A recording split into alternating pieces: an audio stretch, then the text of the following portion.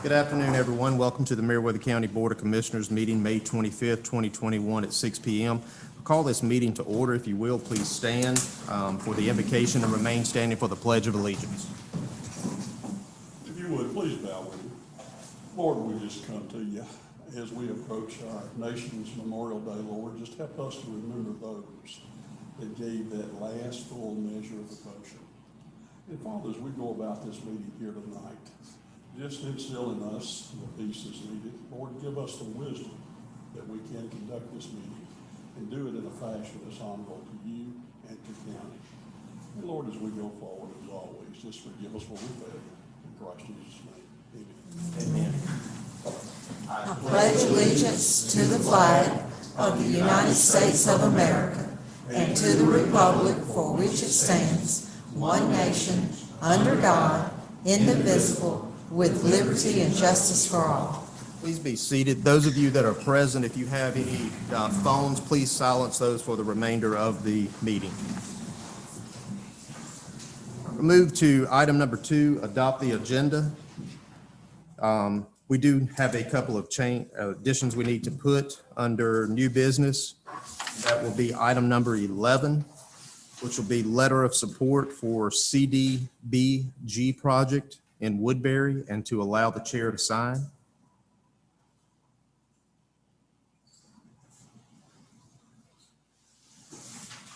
And item number 12, Jonathan Parker to discuss/present map of existing Indian trails in the county. Are there any other additions?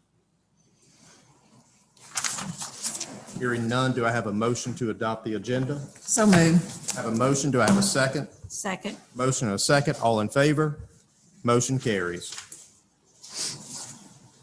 Item number 3 is the minutes from the May 12th, 2021, 9 a.m. regular meeting. If you all have had time to read those, are there any changes that need to be made? Hearing none, do I have a motion to accept those minutes? So moved. I have a motion. Do I have a second? Second. Motion and a second. All in favor? Motion carries. Huh? Yeah. I wasn't here. Yeah, you were here. Municipal comments. I don't see anyone. Next item is constitutional officers.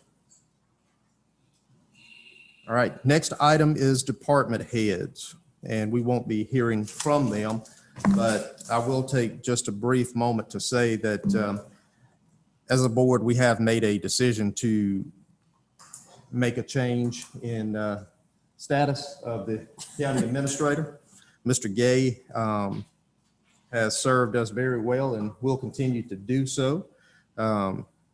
He has brought a plethora of knowledge to this county that is going to be hard to replace at any given point. But he has retired once, and I think he's ready to step back a little bit and enjoy his life. And so upon his request, we have made a decision as a board to hire someone in his place, and that individual will take their seat or take the office on June 1st. And it's Mr. Brad Vaughn. And we're glad to have you. Look forward to working with you. So welcome aboard, and we'll look forward to seeing you on June 1st. Yes, looking forward to it as well. Thank you. And Mr. Gay will stay on as a consultant with the county. He'll do special projects, and we'll come up with a title for him. We just hadn't done that yet. But, you know, I just want to say to you as a friend, thank you for everything that you've done, and I do consider you a lifelong friend. Amen. Amen. Mm-hmm. That's what's been so wonderful about being here is I have made a lot of good friends who are lifetime friends. And we've been a good team, not one person's done it all or done anything. It's a team effort. You guys have been very supportive. I appreciate that. Our staff has been absolutely wonderful. Y'all are very blessed to have the staff that you have here at Meriwether County. And, that includes not only all the folks in this building, but in the other offices. So I appreciate it. I've enjoyed it. I still will be around. You still gonna enjoy it. I'm still going to enjoy it. I'm going to just enjoy it a little bit less, okay, or enjoy something else a little bit more. So, A few months turned into how long? yeah. 6 years. 6 years. Right, 6 years in June. So, yep.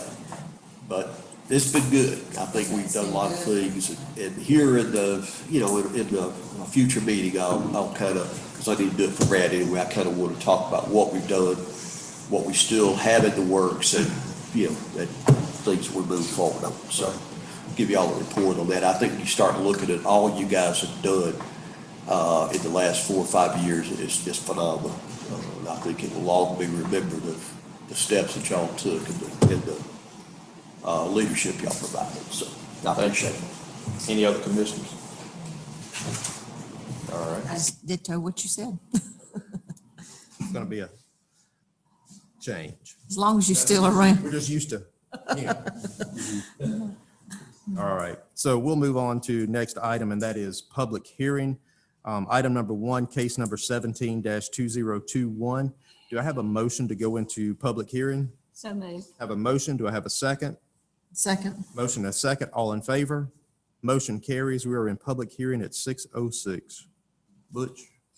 Good afternoon. Mr. Barron, I'd like to say thank you also. And Mr. Bond, look forward to working with you. All right. Like the chairman said, case number 17-2021. That is in Commissioner Plant's district. John Knight is requesting a rezoning of 134 acres with 5,300 feet of road frontage from LDR to R1. The purpose of the rezoning is to create a subdivision of single-family residential homes. The homes will be between 2,000 and 2,500 square feet heated. These houses will be like the homes he built previously on Gold Mine Road. The property is located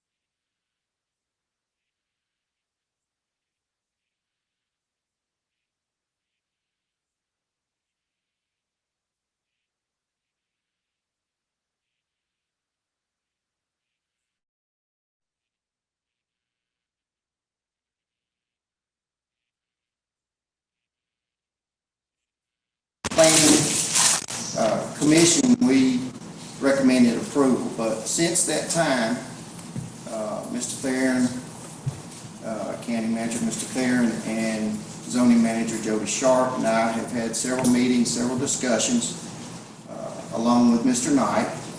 And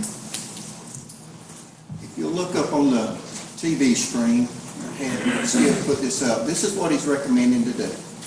He's recommending R1 zoning, which R1 zoning, he meets the zoning of 100 foot wide on each lot.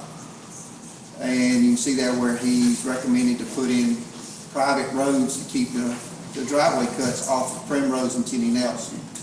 One of the issues we have is private roads, according to the ordinance, only allows 3 lots per private road. So he doesn't meet the ordinance in that. The other issue we have are the depth of the lots. After talking with Mr. Theron, we have previously talked about width to lot depth ratio, and that's something that we're looking at doing. This will not meet what we're looking at doing in the future. And I have already talked to the board about that ratio here, I think it's last month, I guess. So we met with Mr. Knight and discussed maybe trying to do what I would call a conventional subdivision and put roads and cul-de-sacs in and actually increase his lot yield probably double. But he doesn't want to do that. He wants to stick with this plan. And after discussion, after meeting, the original approval and what he's wanting to do at this time and what we're looking to do in the county, I cannot ask for approval. I'm gonna ask for denial. So, y'all have any questions for me? Mr. Knight is here if y'all have questions for him. Anyone have any questions? So what, I mean, if it doesn't meet our ordinance as far as the number of driveways off of a private road, then what would he do with it? I mean, As it's done now, I could do 5-acre lots, which would cut the yield in half. And then I would just do individual driveways. So here, Like he said, real quick for you, while he gets up here, it is a LDR zoning. He is allowed 5-acre or more lots per the ordinance. So he could come in and resurvey this property out to 5 or more acres per lot and go with it that way and build about half the amount. does that meet the criteria then still for the number of driveways? It would be, those would front onto the county road, but they would be 200-foot lots instead of what's 100-foot as designed now. And we were concerned with 100 feet and having a driveway every 100 feet. Okay. The 200 feet would be certainly a lot better. I think Mr. Dyke may or may not still be looking at trying to, go in and do some cul-de-sac roads. And I think he could increase his yield if he did that. But I do think that without any zoning, he could go in with the LDR and he could build them at 5 acres with minimum of 200 foot of frontage. So these would be on which road? That would be Primrose and Jenny Nelson. Okay. You'd go from 47 lots to somewhere around 20, Yeah. 21, somewhere in there. 10 or so on each road instead of like Yeah, 20. 20, I think there's 20 on Primrose and 27 on Tenny Nelson. Is what he's proposing. The original request. The original request. Yes, ma'am.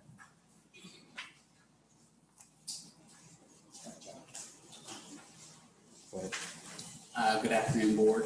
When I first came up with this plan, I was gonna just do driveways, for each individual lot. But that was a concern for the county, so that's when if you could click on slide 1, that's when I created this design to decrease the driveway cuts. And that way I only have these one-way entrances and exits for each lot.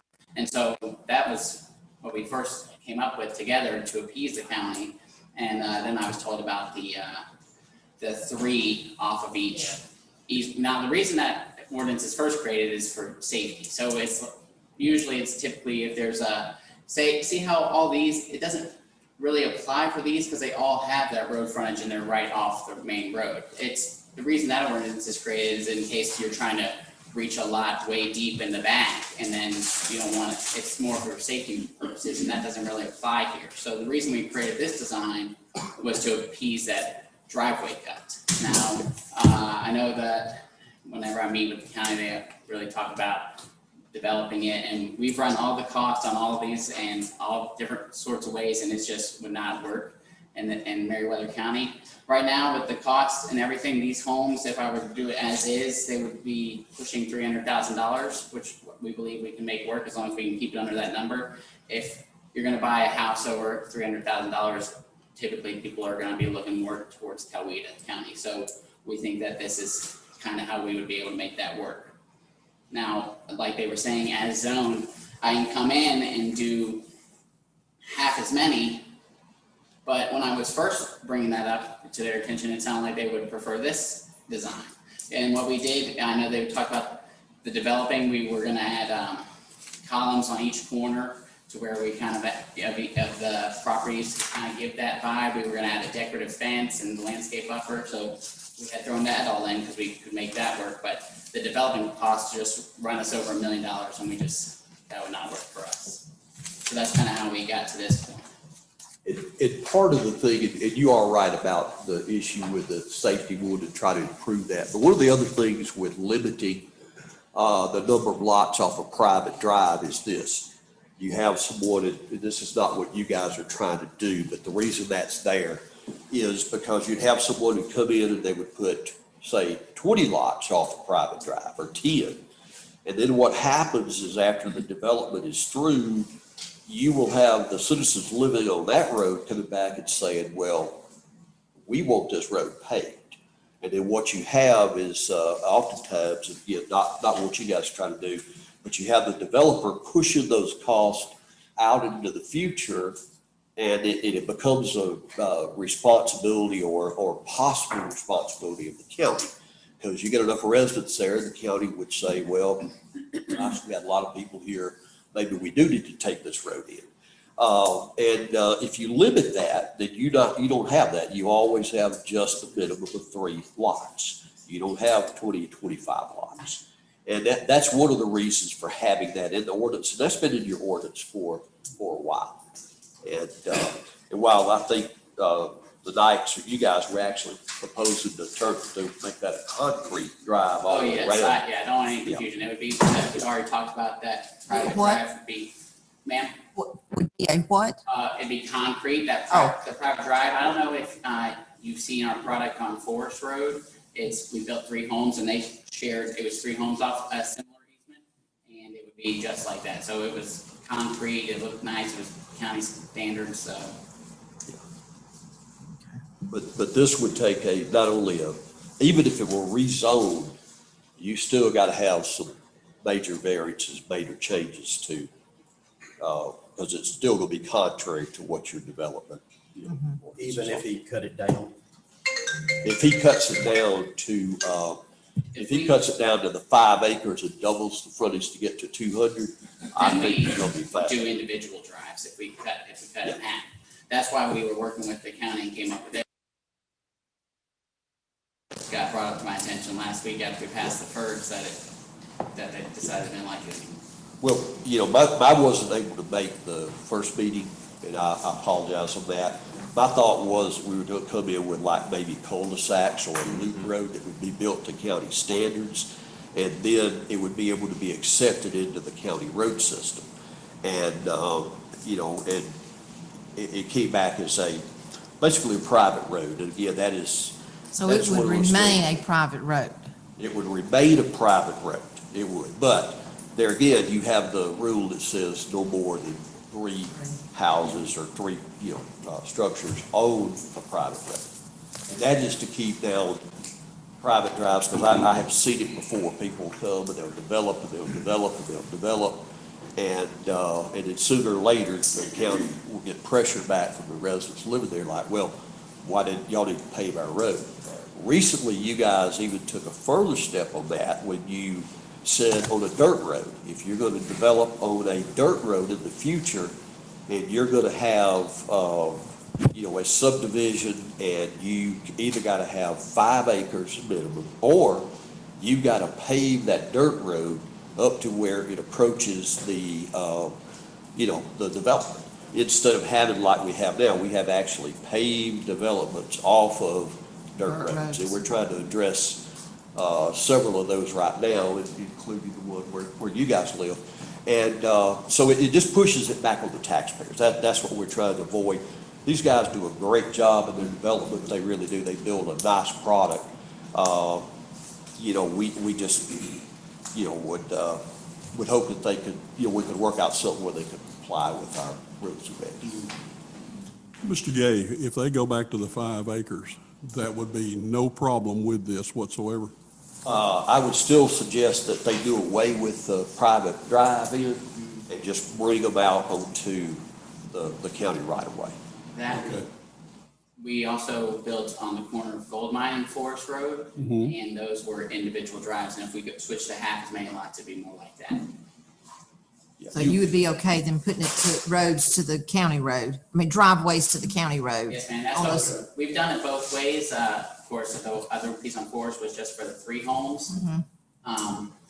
So, that's why that one's able to work out. Another advantage of that for them is if, say, someone comes in later and wants to build a garage or something, when you're on a 100-foot lot, but you correct me, you're going to have to build it either in front of your house or behind your house to be able to be setbacks. Yeah. If you have the 200 foot, you could actually put a little garage over to the side or whatever. So more versatile, gives you bigger lots. I mean, preference would be not to probably have that many drive cuts, but it is in the regs and it is allowed. And I think it will be a nicer development personally, to have the bigger lots and a wider lot than the 100 feet. 100 feet's pretty narrow. I mean, a lot of times you see a road with 80 feet of right of way, and sometimes they have 100 feet. And you can imagine having your house and all your property back. And in essence, what it would do is it would take every two of those would become one lot, basically. Yeah. So let me ask Butch, if that were to be the case and that's what they wanted to do, would the recommendation change? If they want to go 5 lots?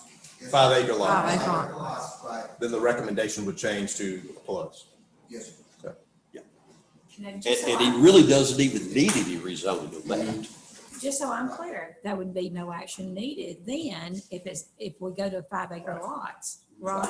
But you still got this. We got to address this by, Right, you have to deal with the proposal on the table is to make the exception to, or the rezoning and then the exception to the, the number of drives or the allowing private access road. But you're right, there'd be no action item because he can already do the exactly. 5 acre lot. So a denial would essentially result in him having to either go back to the drawing board on the 5 acre lots or coming back to the county with another proposal down the line that would satisfy the planning commission. And if you guys voted down tonight, he's got a waiting period of 6 months or so before he can make another application. That doesn't mean he couldn't go on with his other plan. Go on with the other plan though, with the 5 But if acres, he wanted to withdraw it tonight, probably, I mean, if he got into it and he come up with another plan that he wanted to bring back with,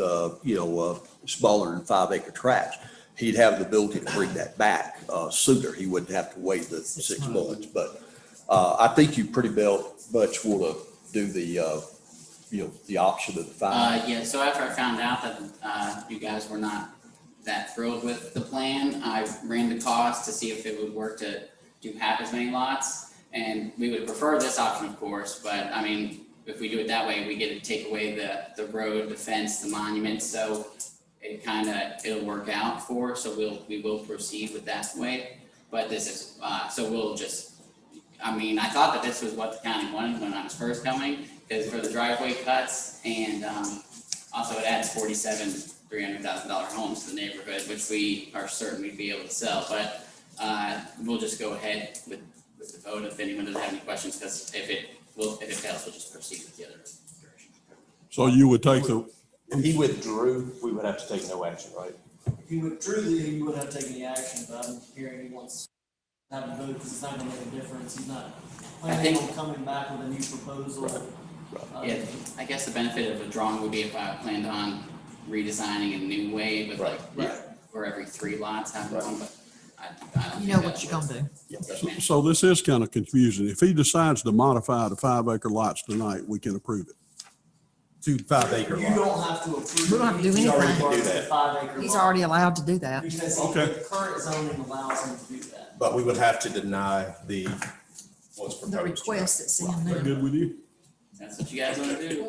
I have a question. Either we deny it or he withdraws. So if he withdraws, then he can come back at a later time and he doesn't wait that long period of time. If we deny it, and if he chooses not to do the 5 acre, we'll come up with something else, he has a longer period to wait. If we deny it, he can go ahead and start building tomorrow on the 5 acres. Right, but if he chooses not to do that and he comes up with something else, he still has to wait a longer period of time. So that's the clarity I want. Right. That's the option, that you have.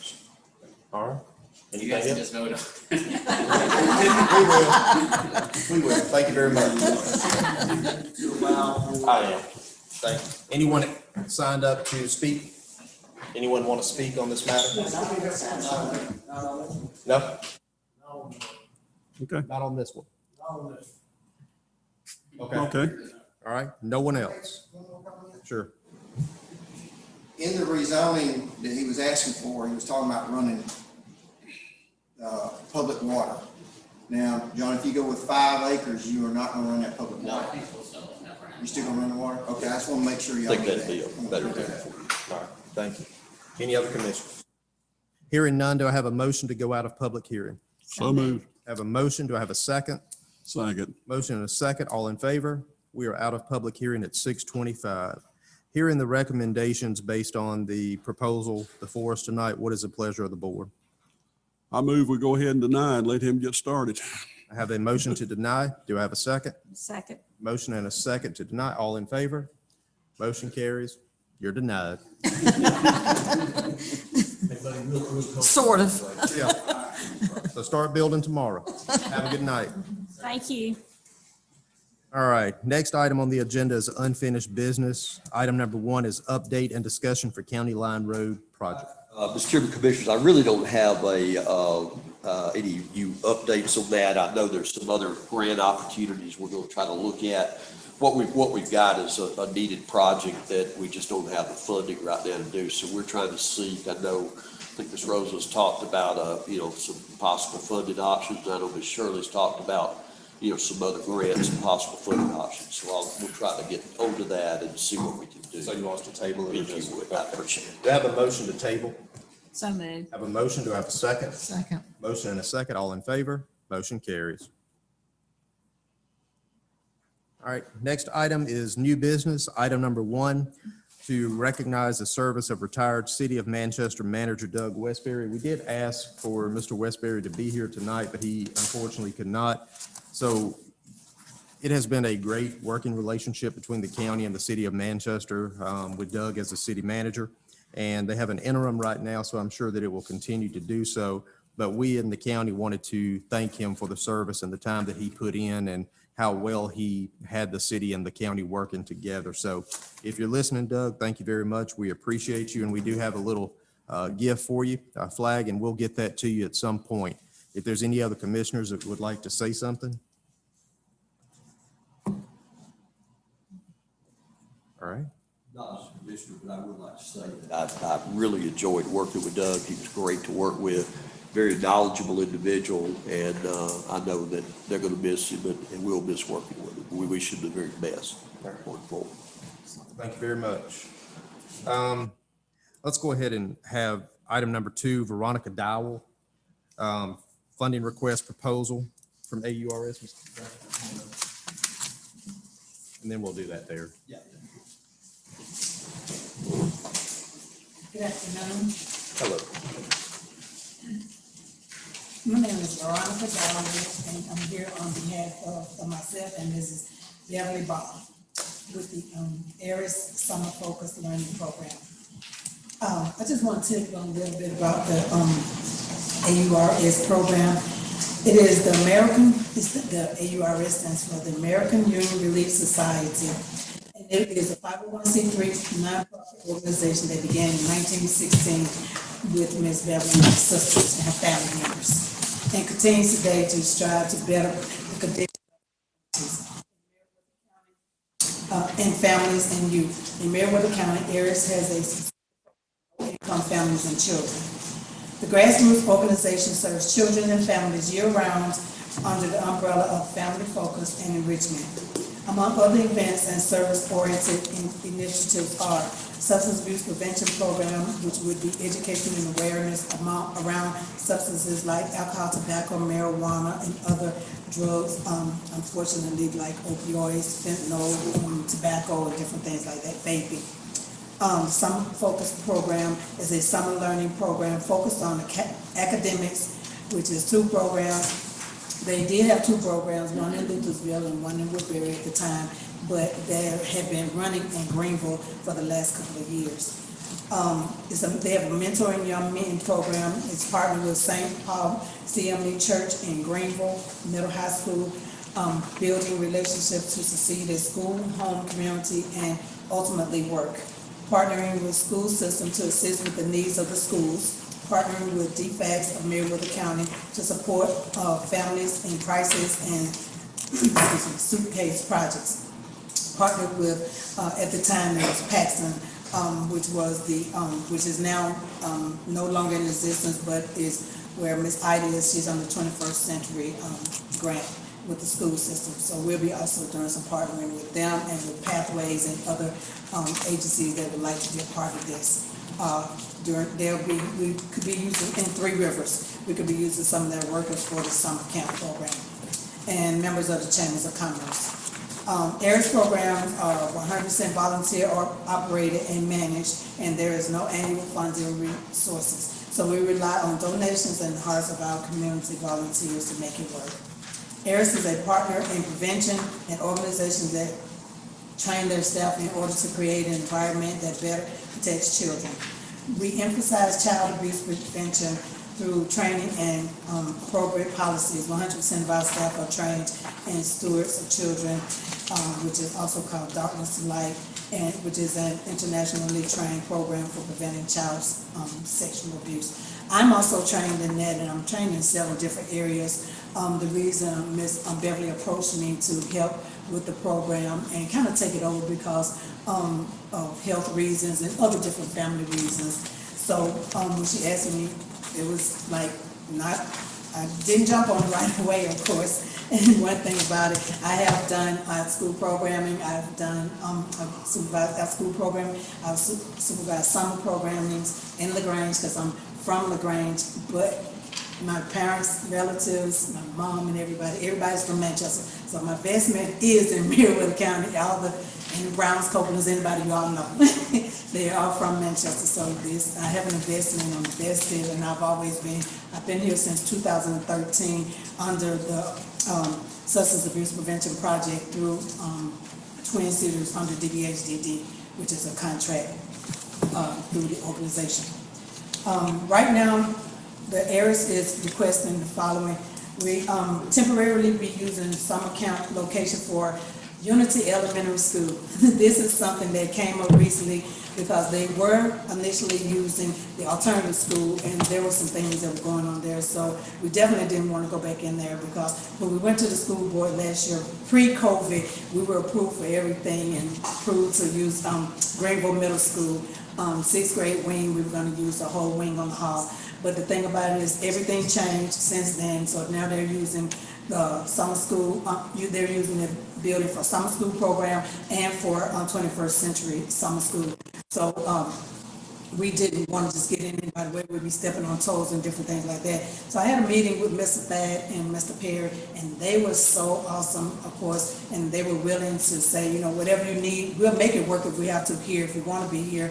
But the youth that were going to be involved would be coming from Unity Elementary anyway. And so when it all boiled down, we talked and they said, okay, Mr. Thad said, why don't you go and talk to Dr. Viney? Whatever you decide to do, we'll go along with it because I've been working in school system doing programming, Too Good for Drugs with the youth ever since 2016. So I've been doing programming here with the youth in school system, and I have a youth advisory team in Manchester and some youth I've worked with here in Greenville. So what I told her when I met with Dr. Viney, and I had also the pleasure of Dr. Griffin attending the meeting, and we talked about how we can make it work there, and the youth, they will be coming, they will be starting up once the summer school program and the 21st Century program ends. It can be something that will be supplemental for us to come on in and just continue doing something so the youth won't have the idle time that they normally would have had, unfortunately, last year, like they did last year. So we will have, we were fortunate enough to be able to use the gym. We can use the outdoors. We'll be able to use the cafeteria area to store their lunches and breakfasts and store any of our material in the gym area. Dr. Viney said there are 2 classrooms, and she said we can have use of any of the classrooms that are there for any, how we're going to divide them up.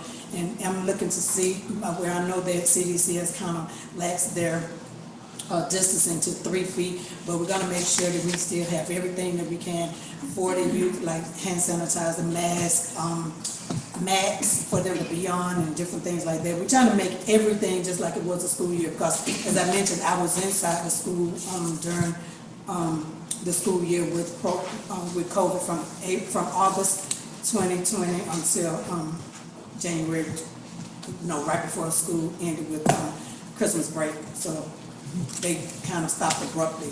So I didn't go back in after that, I've just been in and out of the community. So also we have, media center, we'll be able to use that, and any outdoor play area and anything like that. So, we have a lot of different things that we'll be doing, like with community, with the community, and different people be coming in. I have a lot of different things that I'm gonna be working on, because we still it depends on the population, go on one or two, it just depends. Outings, but the thing about it is that more than anything, I'm trying to make sure that they won't even miss going out, because normally I bring Paw Patrol to Marietta County, I bring guest speakers, I'm going to, like I can separate them in the gym, they'll be on their mask, they have their own popcorn, drinks, whatever, and they'll be able to watch a movie. They're not gonna miss going out if I can help it anyway, for any activities and anything we're trying to do. So I'm trying to just, like I said, keep them more engaged, keep them off the streets, and keep them as active as possible. And we're gonna have tutors. I do have some people that I have that are gonna be with me that are educators, former educators right now. One of my cousins, she's in the school, she's is getting ready to finish up getting her teacher's certificate in True County, but she's gonna be here with me. And I have a lot of my youth that I want to work with me, and we're gonna be helping with the summer reading fee, where my youth will be engaging with the youth to do some of the literacy part to help their peers, or some of them I already know they're related to right now, to be doing a lot of different activities and different things like that during the summer. And right now, money amounts. We are asking $15,000, asking for $15,000. That will take care of, I'm not sure if you all have a copy. Okay. We do. Okay, and so these are the things that it would take care of. And I know the building rental is $1,200.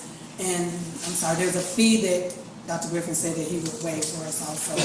And also, SRO costs that just incurred, since we're gonna be way in Luthersville, he definitely said we're gonna need security. So he's talking to Captain Boyce about that. So let me ask you Yes, this. sir.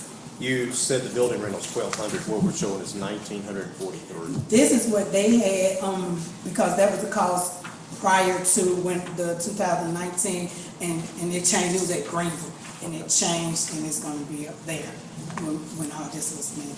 And he giving us a discount of something he's waiving, I'm sorry, I cannot remember. Okay, so it's $1,200. So you can take Plus- $743 off. Yes. And plus the utilities, I'm not sure how they put that in there. Okay. So they're gonna put that in there. And, I'm looking into the insurance, because I have to get my own liability insurance, and I have somebody looking into that. And he's already, getting me some quotes together. And as far as the cleaning supplies and everything, I already told him we would definitely keep the building upkeep. We would not have any problems, and it's gonna start tentatively June the 29th, and it's only 3 days a week, Tuesday, Wednesday, Thursday. And we're gonna skip the first week of July with the 4th of July going in there. And then we're gonna start back up the second week of July to the third week of July, which would be July the 29th. And we will be doing any type of, and we're stopping early because we were initially going into August, but like they said, they're gonna need to use the building to paint, and they're gonna need us out of the way. That's why we're definitely using the gym area and everything, so that we won't be in their way when they get into the rooms and start painting and stripping floors and different things like that. So this will just be a 2-week program? 4 weeks? Yes, ma'am. It's starting, June the 29th, and it's Tuesday, Wednesday, and Thursday. That last week of June, then we're gonna miss that first week of July, and then the second, third, fourth week of July. Okay. So July the 30th.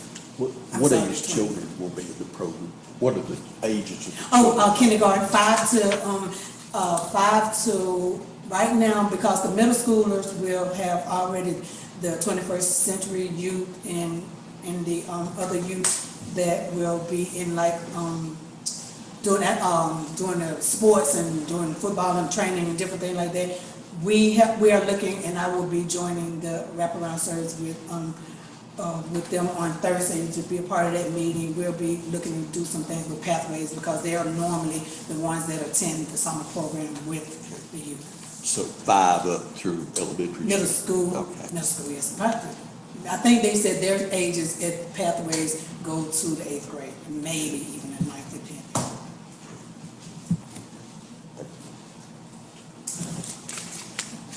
So if it's not 1943, but actually 1200, then that totals up to 14,157 instead of the 15. Is that correct? Yes. Okay, you mentioned there was other funding, other donors. Is anybody else contributing to this amount? Not at this time. Because this, we pretty much, because she has totally kind of sort of taken her hands off. And with COVID, there was no time to do any like fundraising or anything like that, because my fundraising is going to come through like Chick-fil-A, the people that I know that I can do fundraising things, just to ask for things, donations, the way that I can get the monies, or not money, excuse me, like, say for instance, the last day I want Chick-fil-A meals and I want it for everybody, so I know, cause I live in LaGrange, so I know Mr. On Parkway, I'm sorry, his name comes, went out my mind, but I know, the owner, and so, that way I can go to these people personally to ask them for the donations, or for the food, or for, anything that we need to, help supplement some of the things. Because right now, the school has donated some things, some supplies, because we, on a part of what they had through their, I want to say that it was part of the literacy grant, that we did not get any supplies last year, so they've already ordered everything, so we do have a lot of supplies to do a journal, and it's going to be like a journal based on substance abuse prevention and or COVID, family life, whatever they want to do the journal on. We're going to pick a topic and they're going to write about that, have their book like done and binded and different things like that. So we're going to have everything. So it's going to be like a real little book that they have to take away from the program. I think in the past, when we have supported this program, the funds have come from, what's that account? Date fund. Of course, there are very specific requirements for that. And I mean, when we originally started doing this, was like $1,500 or $2,000 or $2,500. I mean, it certainly wasn't to this amount. So my thought would be that whatever we want to do, I don't think that whole amount can come out of the date fund, because these things really don't meet the requirements for what you can use that money for. It has to be drug related or drug awareness related. Right. And I mean, certainly they can make their programs relate to that, but. Looks like in 2018, we did about $7,000 or so. We did. Okay. 7,000. And I have a couple of other questions too. In materials, listed under the request for that program in 2018, it's pretty much verbatim, the same materials. Yes. And it was reflected $350 in 2018 and $1,750 this year, for a $1,400 difference for the same.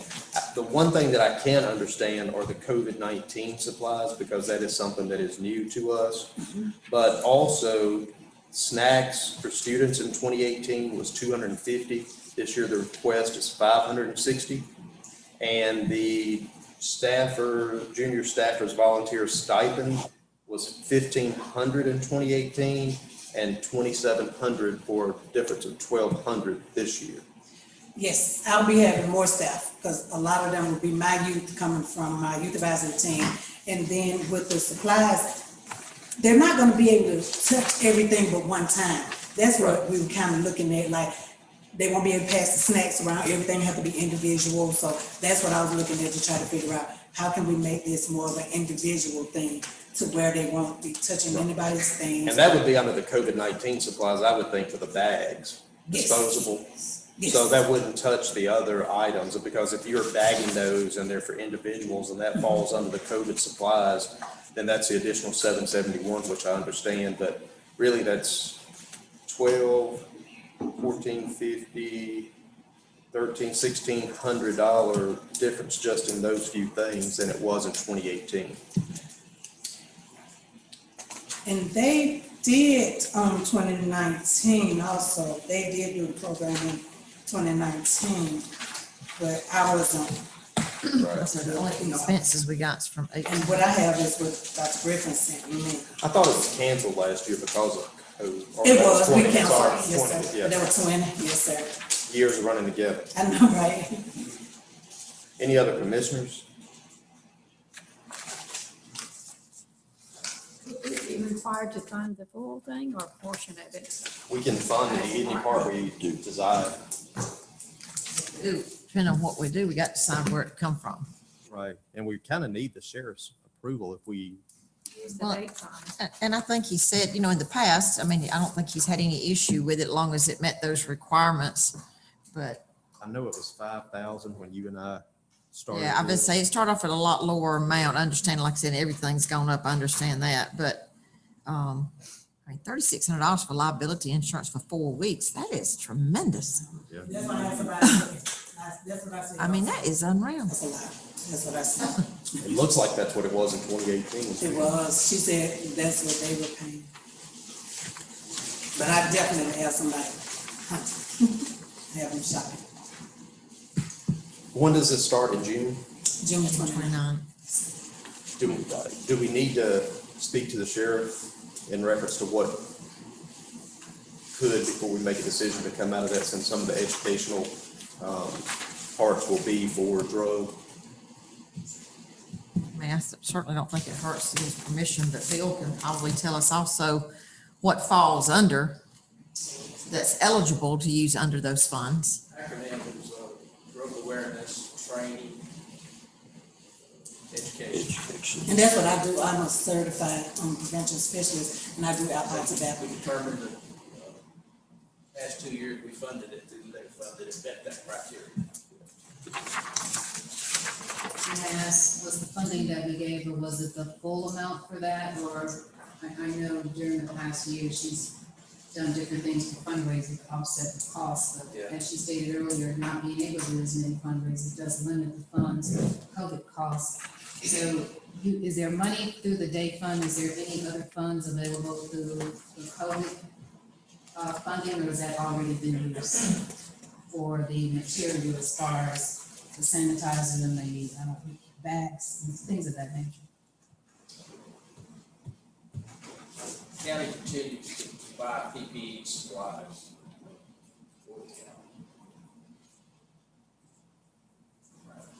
But you are reaching out to other funding Oh, sources. yes, most definitely. And this is everything that's just been finalized since last week. Well, let me ask you this one particular question. This 15,000 is the total amount that it would cost to run the entire program for the 4 weeks. Yes. So so do you normally get funding from other sources? And if so, do you know how much? I do not, I'm sorry. Okay. As far as I know, because of the type of, society they did their own fundraising. Right. Things, from what I understand from this guy. So Bill, under the day fund, is there a top amount that we could pull out? What do we have in the date fund? Oh, what is, Close to 40,000. who's saying that? We don't know what, whether any of it's been allocated for any other resource? It should be a list. I'll go to ACCG. But the sheriff usually. as programs that he, Well, I mean, if you look down through that paper they gave us, you see what else they do. I mean, because they pay stuff to the Sheriff's Association. They have quite a few things they pay out of that as well. It's not just, and in any of their promotional stuff for drug use too. And they have marketing stuff too, where they do stuff for drug awareness and through their drug awareness program, it looks like. I would be comfortable with the amount that we did in 2018. It's up to the rest of the board. I was gonna say, if you did that, they could go ahead and at least get the program started, and if they try to do the others, and if they needed some more, they could come back and see what might be available at that time. Well, it's a figure that went through that time, so. Right. Yeah. Do we know what they got in 2019? 8,000. 7,000? 7,000 in 2018. 2018, what did they get in 2019? 7,000. Yeah, So I'm sorry, 7,000. 7,000. same amount? It originally was 5, I believe, when this fall first came that we used to do. I think it may even been less than that one, the original thing, because I mean, it's grown over time too, for sure. There's service markets, and then unfortunately, the cost of stuff is just expensive no matter what. Everything's gone up in price. So what's the pleasure of the board? I have no problem with the 7,000. Put that form of a motion. I will make the 7,000 in form of a motion. We have a motion for 7,000. Do we have a second? Second. Motion and a second. All in favor? Motion carries. 7,000.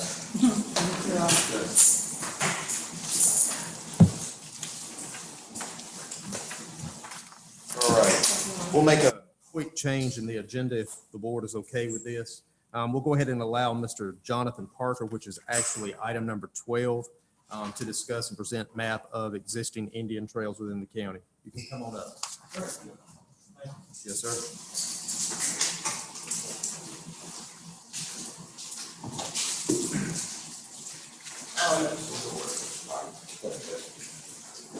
She passed me hers. Thank you. I didn't get one. Okay. Good enough? Okay. All right, hey. I've been following Theron's shadow for decades. Okay, so we want to donate a map that we did. And we did it in watercolors. And we did a 50 count print of it. And one's in the state capitol. And we're donating one to every county that's depicted on the map.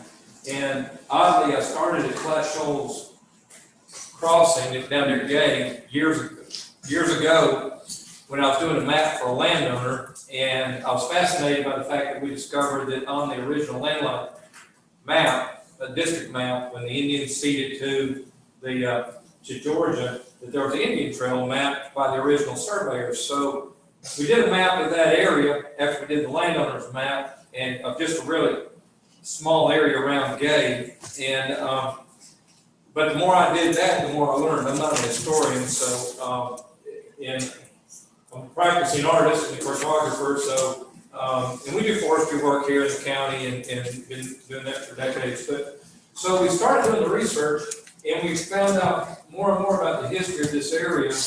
And we were able to map the Indian trails through Meriwether County and the other surrounding counties. And we did that with landlocked original district maps. But in researching it, we went back to the late 1600s and followed the British maps that generally depicted the trails coming through this area. And what was interesting, we found is that in 1685, Charleston was an isolated colony, further from Plymouth than they were, closer to the Spanish, St. Augustine, and the French that were coming up from Mobile. So the British decided to make these alliances with the Creek Indians, the Choctaw, the Cherokee, and the Chickasaw. And in doing that, they purposefully wanted to have defense alliances with them so that they were protected against their European enemies. And so it's a fascinating story. But what the things that we discovered is, in Meriwether County specifically, is the Fusky Trail that you see the signs for, but that actually went all the way to the Gulf of Mexico and went all the way to Charleston. And they would trade with the Indians originally up until 1715 for Indian slaves. They would fight and they would capture their enemies and they would trade them, and they would go to plantations in the West Indies or in the Northeast for servitude. But then after 1715, there was a revolt of the Indians against the British. They killed all the traders, and then there was a lull, and then there was a plague in Europe, and they couldn't get leather, so they had to get deer skins from the Southeast. And so it greatly enhanced the trade between the Indians and the British. And then this is Chief McIntosh, and that's Chief Menawa. And the fascinating part is he fought against Menawa in the Battle of Horseshoe Bend in some of those battles. He was thought to be dead after being shot 7 times. Years later, McIntosh cedes all the land to the Alabama line, and in retribution, he comes with warriors and kills Menawa up here. So here's Greenville, right here where Oak Fusky and the Kings Trail cross, in trying to find out about King's Trail, I've got two different renditions. One, there was a guy named King, and the other one was, where they named a lot of the trails for the King of England, and they would call them generically the King's Trail, the King's Road, or that type of thing. And that seems to make more sense. The King's Trail goes all the way down to Columbus Falls, where the Lower Creeks had a village, and that was their center. The Okfuskee goes to the Tallapoosa River and the Coosa River, where the Upper Creeks. So we found it, and we actually had a guy, someone showed us some petroglyphs at Flat Shoals Indian rock carvings, and then someone showed us a building over on Corps of Engineer land, and believe it or not, we can't figure out its origin or its purpose. We've gotten Lynn Smith, some of y'all might know her, she's a state senator on the Natural Resources Committee. She's tried to help, but it's on Corps land. Drew Ferguson has tried to help, but everything, COVID kind of stifled it. There's a building out there in the middle of the woods in the privet thicket. It's got thick rock walls with clay. It's got gun ports for shooting Indians. That's the only commentary they have on the history of it. All the people in the Historical Society don't know. And the guy that showed it to me said the guy that told him about it was on his deathbed and said, you have to figure this out. So we haven't figured it out, but at least we've got it shown here. And then this is a scene of the Chattahoochee River. Of course, the scales didn't change. They used 45 chain grid on the landlots when they first came, but this predates the landlots. So if you said, what's the history of Meriwether County? And I was to give you what I thought, it would have started at the time they drew the little landlots on all this county, you know, that you see when you look at district maps and that type of stuff. And I think I met there in 1985 looking at landlocked maps in Cowee County. And, but they were done on 45 by 45 chain grid. Georgia was a state that said they did not want large landowners and speculative landowners. They wanted people to own what they could manage, and they came up with that magic number. And if you were a widow, or if you were a veteran from the French Indian War of 1812, a couple other skirmishes, you got 2 drawings. Otherwise, you got 1 drawing, and you got landlocked. And so for pennies on the dollar, and that's how they settled this area. So that was the first map, was to illustrate that. It was just, you know, the first time there's little squares on Meriwether County, and then this is the second map, and we called it maps of once significant places. This is the second map, the first one in that. Now, I've started working on the third one, and it's going to show the trails going into Alabama to the points of destination with the Creek Indian tribes. So we did 50 prints. The original watercolor was done with the same watercolors John Audubon used. It was done on a paper that was from the 1400s French paper mill. The script, the writing, the details are all either kind of authentic for the early 1800s. The art speaks for itself, and there might be any questions. I've got in the brochure, the folder I gave you, Theron, there's a narrative, right, and there's a composition. And if you get it framed, oftentimes you put a pocket on the back. That's where you would put those unless you want to individually frame those to give an explanation, okay? Right. And I have not signed those, and I'll do it for, if you hand it to me before I leave, I'll go. Any questions? The top portion of that looks like a human brain. The top portion looks like a human. So there's an intellectual perspective. I hadn't thought about that. Any other points of interest? It is interesting, and it's very pretty. Yeah, it is. Well, we've gotten a lot of compliments, and it started out as just, like I said, one step led to another. And but the history of it's fascinating, because if you had asked about that history before I started working on it, I would have started in the 1800s when, you know, this area was settled. But everything in here predates that. And it's fascinating to learn about the Scots, that the English licensed to come trade with the Indians. And that's how you got Macintosh and so many other Indians with Scottish last names. They married the princesses of the Creek communities, and they were more of a matriarchal society. So, you know.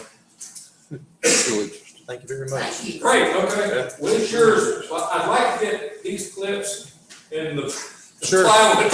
I'm giving them to every county if I had somebody. I can give them back later, and then if you want, I'll sign that. Yeah, it'd be great. I think you've, I think I saw a print of that in, over in Carroll County. Yeah, they put theirs above Chief McIntosh's, headdress. They've got his eagle headdress, his eagle feather headdress. Yeah, so we gave one to Carolyn Meriwether. You're, not intentionally, you were last. But it was, you know, with COVID and all that, we're working more north than south. We understand the best for last. Yes, exactly.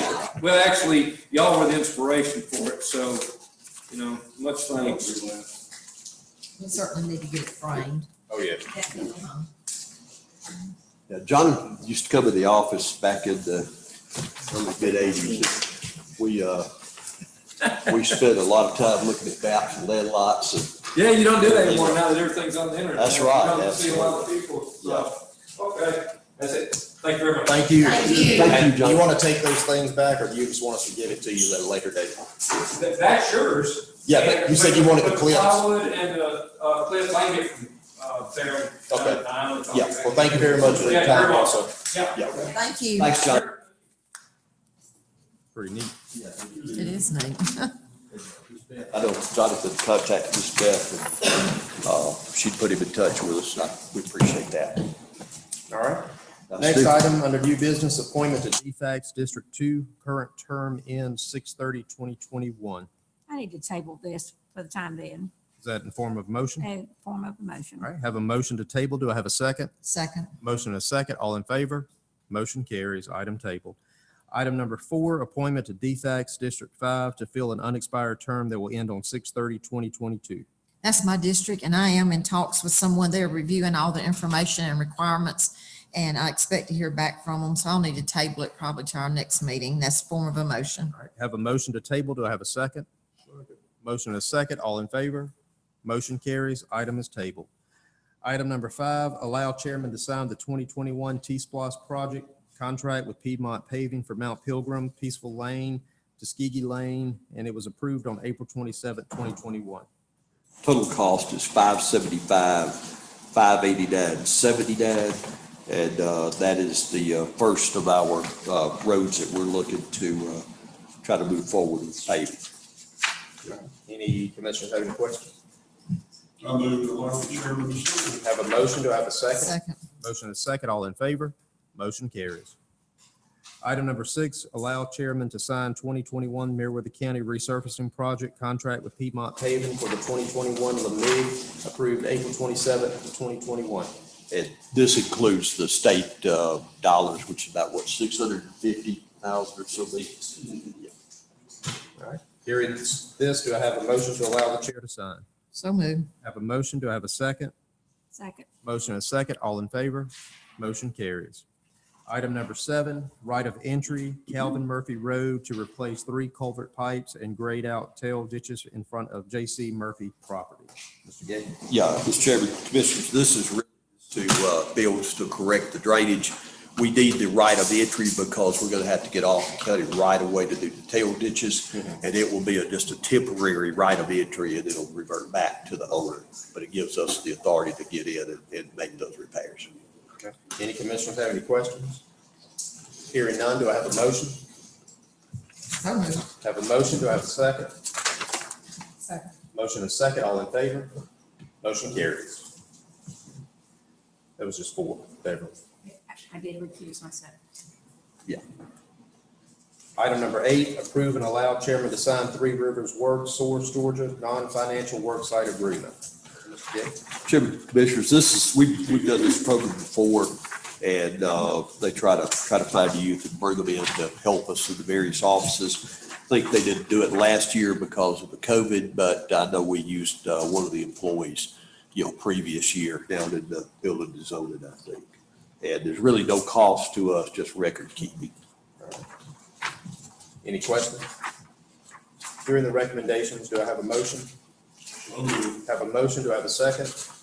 Second. Motion and a second. All in favor? Motion carries. Item number 9, execution of contract for construction of Greenville Fire Station and allow the chairman to sign. Chairman, Commissioners, we have been working on the Greenville Fire Station, and Principal Construction has gone out and taken bids. And I think Beverly has the contract that we're looking at on that.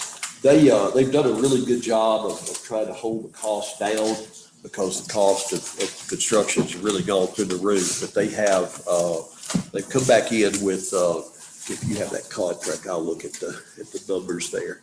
They've come back in with a contract on the original amount, but we've been able to do some value engineering and reduce some of those costs.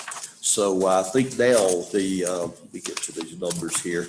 I think it's about a 4% increase only over what we originally had estimated it to be. It is, of course, in today's world, that's pretty significant. Now, the contract is for $1,185,847.05, but there will be some numbers that will come back out of that on the value engineering. And so that number should go down. We have to execute the contract and then we'll come back. Like, for example, we're going to reduce the number of heaters in the apparatus bay. This one has more than the others. And we're going to omit some underlighting, fixtures in the canopies. We're going to do, believe it or not, concrete is cheaper right now than asphalt. So we're going to do concrete instead of the asphalt aprons around. And so the value engineering is going to reduce about $43,000 off of that cost. And so we're looking at a revised project budget of about $1,142,000, which again is really good considering what the original estimate was and what construction materials have gone. If the board is willing and you want to move forward with this contract, the subcontractors have agreed to honor the prices through this week. Materials are so volatile right now, he can't lock them in for a much longer period of time, but they're willing to go ahead. This would be for the Greenville Fire Station. And we would recommend, we've been through it, Bill Caulfield and I met with Principal Construction, and I was expecting a huge increase, but turned out not to be. They did a good job of it. So we would recommend. Material cost goes down, do we get a refund? Yeah, we'll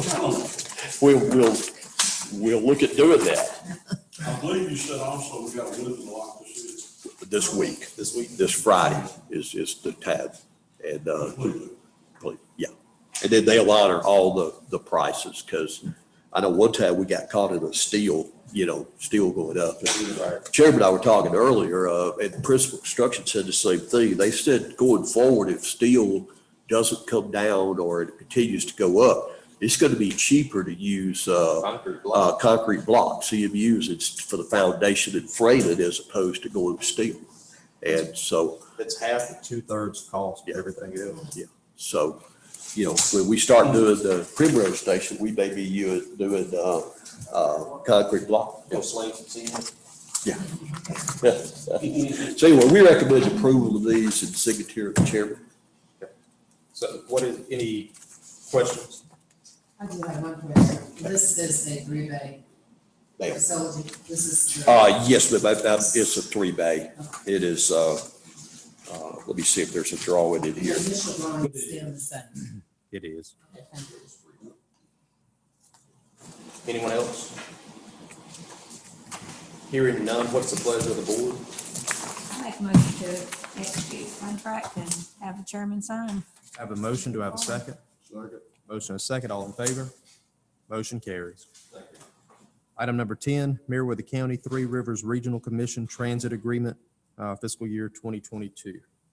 Should have issued this. Continuation of our transit program, and it's really the same as last year. I think it's $11,000 is our total funding request is $11,000. From there, it's offset with the with the fees and everything that they charge. It's interesting to know that the person we've been working with, Paviel, is she's done a really good job. It's been right on top of everything. And she is leaving, so we will not be working with her.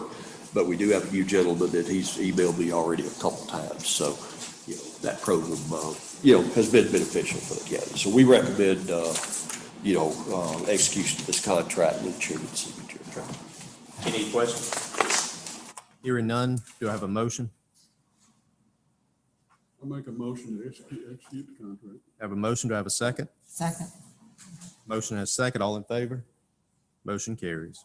Item number 11, letter of support for CDBG project in Woodbury, and allow chair to sign. I think the Mayor Woodbury had sent out a, a request asking you guys for a, letter of support. So we've done that. Ms. Shirley sent me a copy of her draft today, and we've done it for approval of the board and execution of the signature of the chairman. And we would recommend that. It's something they need to be able to put in their files to say what we're doing is a good project. And there's no financial obligation on our behalf, just a cooperative obligation. I just want to clarify, this is for the Ag and Innovative Center? Right. Right. So not And a expansion. The old elementary school. Okay, this is But not. it's not, you said a CBG grant. Was it's that not the CBBG? center. Okay. So we need to make sure that we're putting in the phrases, the Ag Innovative Center, to convert the old Woodbury School to an Ag Center. So would it be the Expand project? No, it's not. It's the Ag Innovative Center. It's an agriculture innovative center where it would, do research on agriculture, and it will be a place where they will also house the students or whoever come to study there. So right now, they're just needing a support letter. And they're also looking at expanding internet out to the farms. I thought that was part of their Right. CDBG grant, but they're doing this outside of that. I think so. Oh. I think so. The mayor What just, worded with that language of the Ag Center. it will definitely be a great asset to the county if they're able to convert that school into an Ag Innovative Center. I mean, we will have people from all over the state and outside of the state to come and get the training on the new technology that's involved with ag, especially what you can do with drones right now in agriculture. So Right. it's a good thing. Thank you. Hearing that, do I have a motion to approve? So moved. Have a motion, do I have a second? Second. Motion and a second, all in favor? Motion carries. Next item is report from Finance Director, Mr. Beal. We've got a couple of things in front of you. One is the bank balance in the general fund is still around $3 million. There's another $2 million in the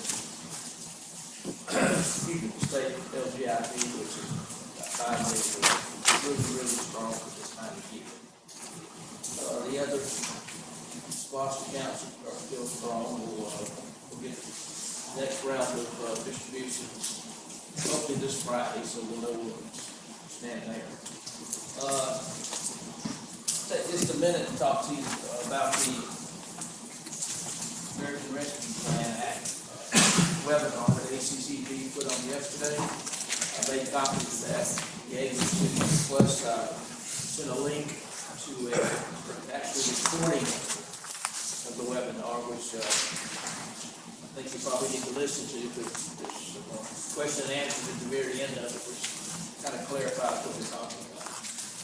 And I've told a couple of department heads today, they call and want know when they get their share of money. And I said, well, what you need to do is think about, which is one of the primary objectives of the spending, is to make counties whole for COVID-related expenses incurred after March 3rd, 2021.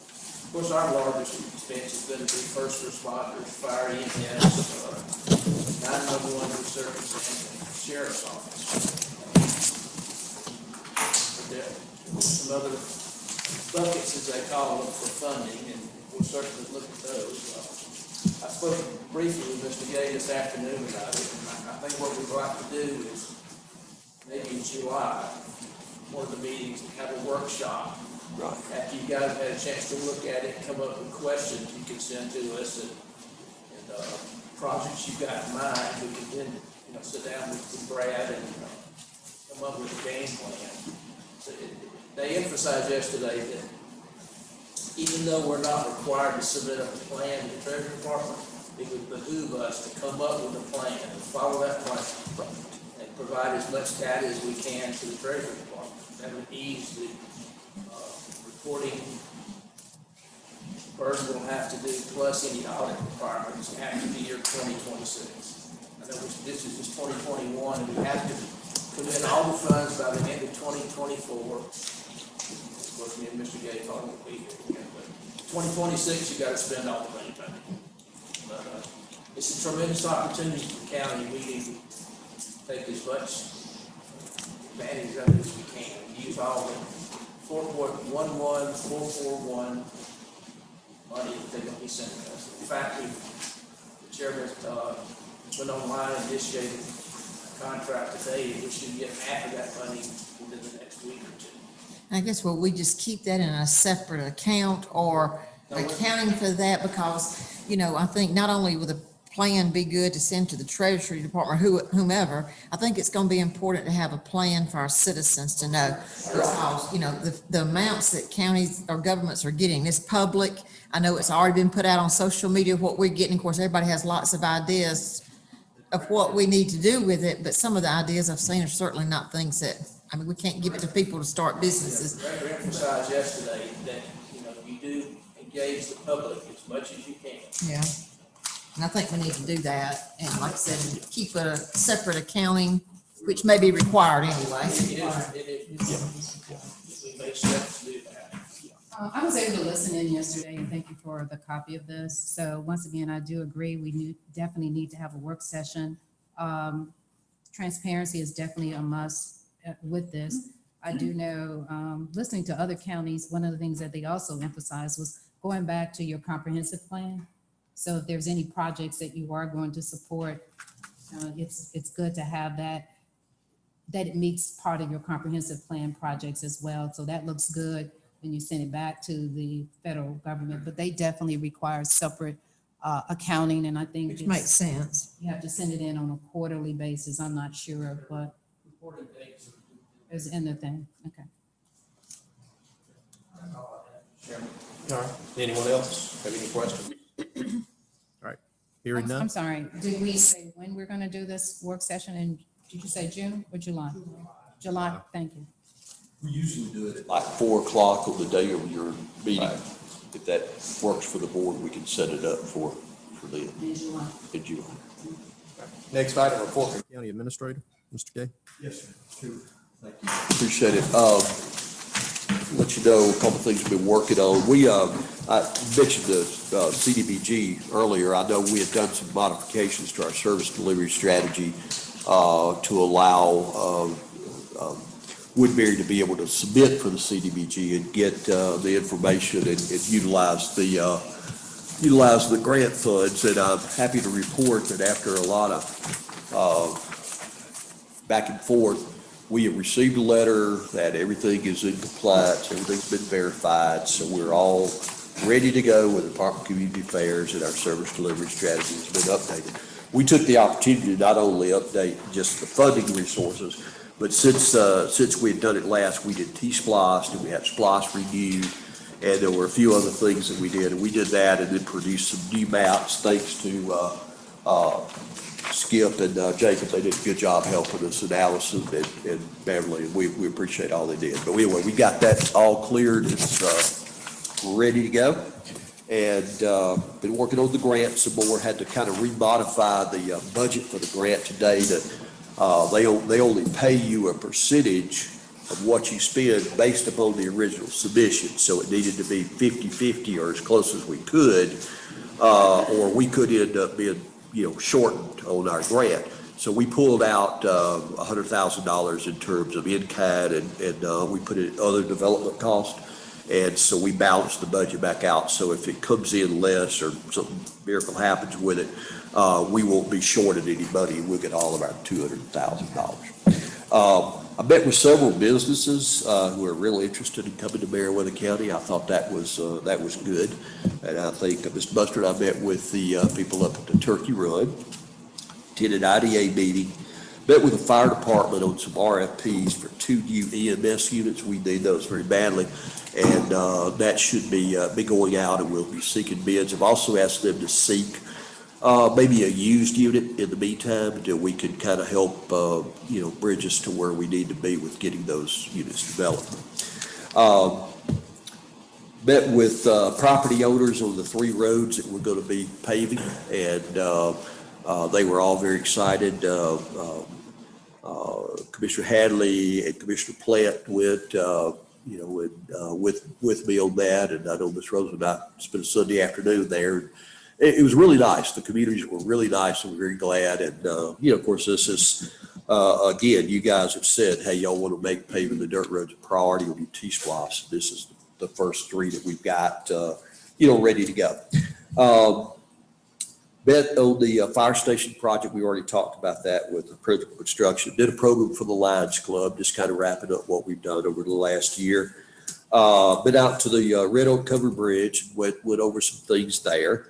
And did want to let you guys know, I sent you something yesterday afternoon, but Baskerville Mill on the short bridge there actually just collapsed, part of it. Bill Caulfield says he thinks the rest of it's going to collapse as well.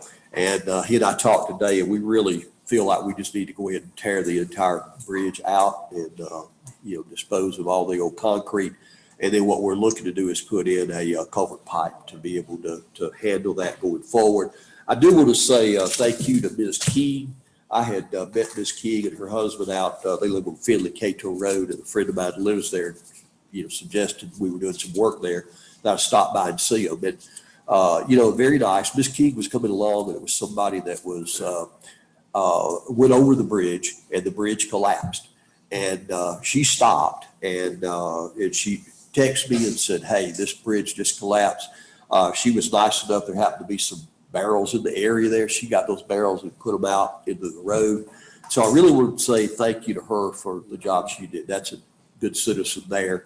And then she texted me, and we got everybody involved with it, got the roads closed. So then Beverly helped me with that as well. She got some word out. So got all that squared away. And that's really about all I have right now. Sure. That's it. Thank you. Any commissioners have questions?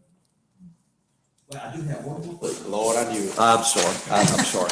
I forgot this. It's on my list. I just didn't get to it. I want to give you guys a little bit of an update on the covered bridge. Okay. I mentioned I went out to the covered bridge. Mr. Buster came by, and he and I actually rode out there. And I'll just kind of fill in the history of what's happened and what we've done there. And then, the two of us can tell y'all what we saw when we were there. Early this year, there was, somebody who, as I've said, lacks the respect for historic treasures and probably everything else, decided they would travel through the bridge, and they damaged some of the support beams inside of the bridge. Now, it appears that it was some kind of truck, and I think what had happened was there's a metal barricade that's up on the west side. There was one on the east side, but it had been taken down for some reason years ago and not put back up. I think they came in from the east, drove through the bridge, damaged the beams that were the support beams, braces, got to the other end and figured out we can't get out of this barricade. So I think they turned around, went back through, and did the same thing on the other side. So anyway, we've now fixed that because we have both barricades back up. Barricades have been lowered, so trucks can't get through there anymore. We did open the cable we had across those because we had trouble with people parking if they wanted to go see it. So we opened it where they could get closer to the bridge. We still have the concrete Jersey barriers there, over the bridge where you cannot drive through. So that's what we've done to this point. Now, because of the damage, we closed the bridge to vehicular traffic. And this is a historic treasure that goes certainly beyond the communities. I know we've heard from, well, it's this community's treasure and this city's treasure and this town's treasure. It's everybody's treasure. This means a lot to everybody. It's a big tourist attraction here. People drive. Every time I'm down there, there's somebody from out of the county or most of the time out of the state that have come to see it. So it's a treasure for all of us, not just those communities. And we've had people who volunteer. I got an email today saying, hey, it just takes a little bit of labor and some effort, and we'll go down there and fix it. They've done some work there before. But that's not the case. I mean, it doesn't take just a little bit of labor and effort. We appreciate that offer, but considering the importance of this, we want to make sure that it's done right. And that's what we've been trying to work on, is to be sure it's done right, not just hammered back up or whatever.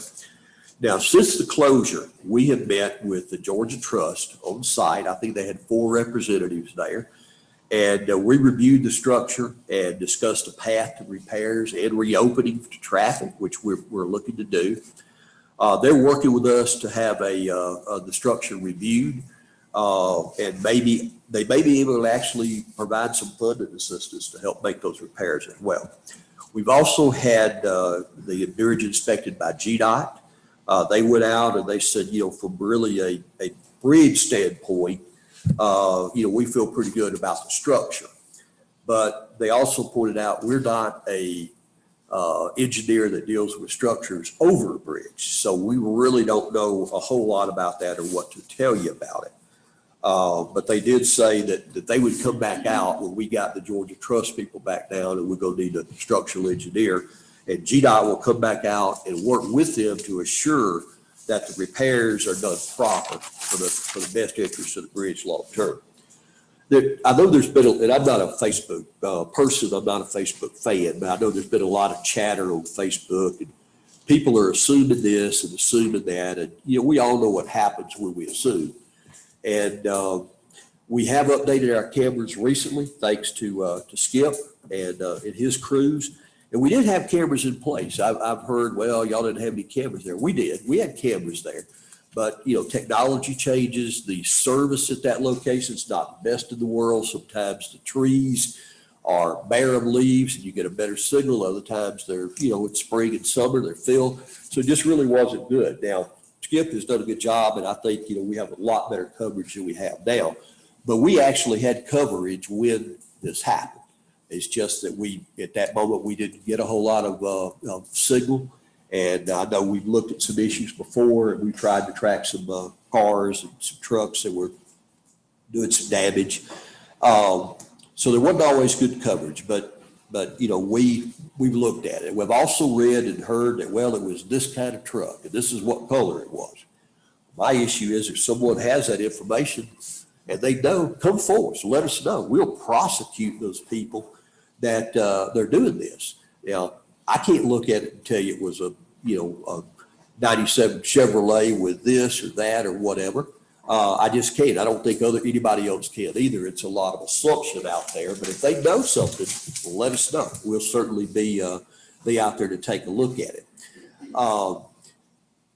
We've also had an issue of here recently, some initials being spray painted on the location. And honestly, we looked at it yesterday. I didn't see them, but I did see a copy from the sheriff's office. And the sheriff's office is already on top of it. They're already investigating it. And I know they're working with Skip on the video to see if we can find out exactly who that was. It's not a new occurrence. It's been happening for a lot of times through the years, and it's unfortunate. Now, we also heard that the bridge has tall grass that was being basically ignored. Well, like I say, Mr. Buster and I visited it, was it yesterday? Yes. And I didn't really see that. When you could speak to what you saw, we did see some seniors, high school students from Pike County who thought it looked well enough that they were bringing their caps and gowns out and taking their pictures there with the covered bridge. But they didn't seem to have any issue with, the way it was maintained. It looks as if we cut everything. There's some growth areas off of what we own onto the power line right away, et cetera. But, looks pretty good. Even the area down where the picnic tables was well taken care of. And it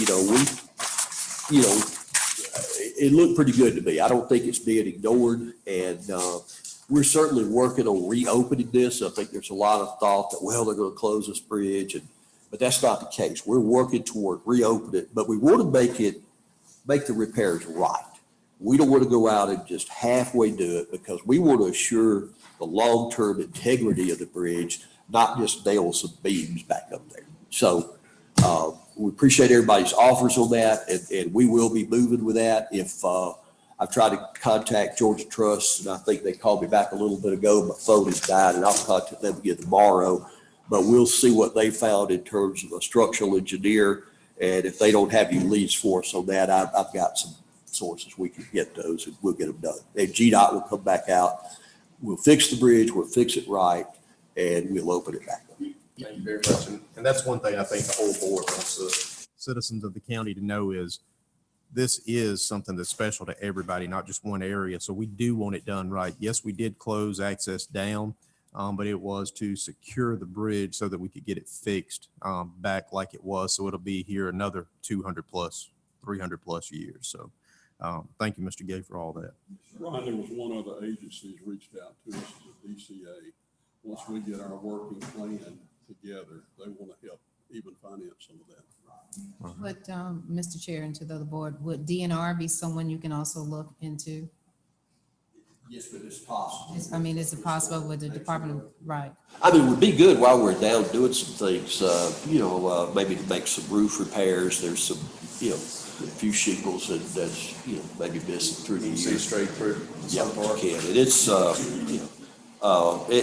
the beams that were broken, I'm pretty sure they were not original. And I don't know that they add any structural component to the bridge by coming down into the area where they were hit by the truck. I really think that once you hit the main beam, the cross beam, you're losing any structural support from there down. So it may very well be that we could, Bill Kaufman and I've talked about this, may very well be that we could cut those off at the main beam and not have to have municipal clearance. Thank you. Sir. Next item, report from county commissioners. Commissioner Hines. Just a couple of things. There's going to be a food distribution tomorrow with USDA. This is Ms. Catherine Powell. She's been very diligent throughout the county providing this service. I know she's done it in several of the communities. So it will be tomorrow starting at 10 a.m. At St. Paul CME Church on Sewell Road. So encouraging everyone to come out. It's serving Meriwether County as well as I think Troop and Coweta as well. It's 1,300 boxes of food. This is the end of this program for this cycle. I do believe USDA will bring in another program, but it's probably going to have different guidelines. But I just want to thank her for all the hard work she's done bringing this program and keeping this program in the county. So encourage everybody to come out and do that. The other thing I just wanted to mention is, once again, roads, it's always a topic. Primrose Road, for whatever reason, still have not been addressed from Tenny Nelson to 54. They did go and put some, I guess, tape on the road, Theron, so at night you can see, but nothing else has been done. And I understand that this method is called the full depth reclamation, what we did there, but. It is actually, that particular method on that road was double surface. Double surface, okay, With sand seal. okay. And it was, obviously, when they put it down, the temperature of the road was too cold. I understand. It did not heat. I understand. I guess my main concern is that happened in October, and here it is now, almost June, and they've not come back to to fix it. Is that Piedmont also? It's Piedmont also. And, they do good work. I'm not complaining about their work, but I am concerned that they've been able to do other work, and they have not been able to finish this work, and we just awarded them another contract.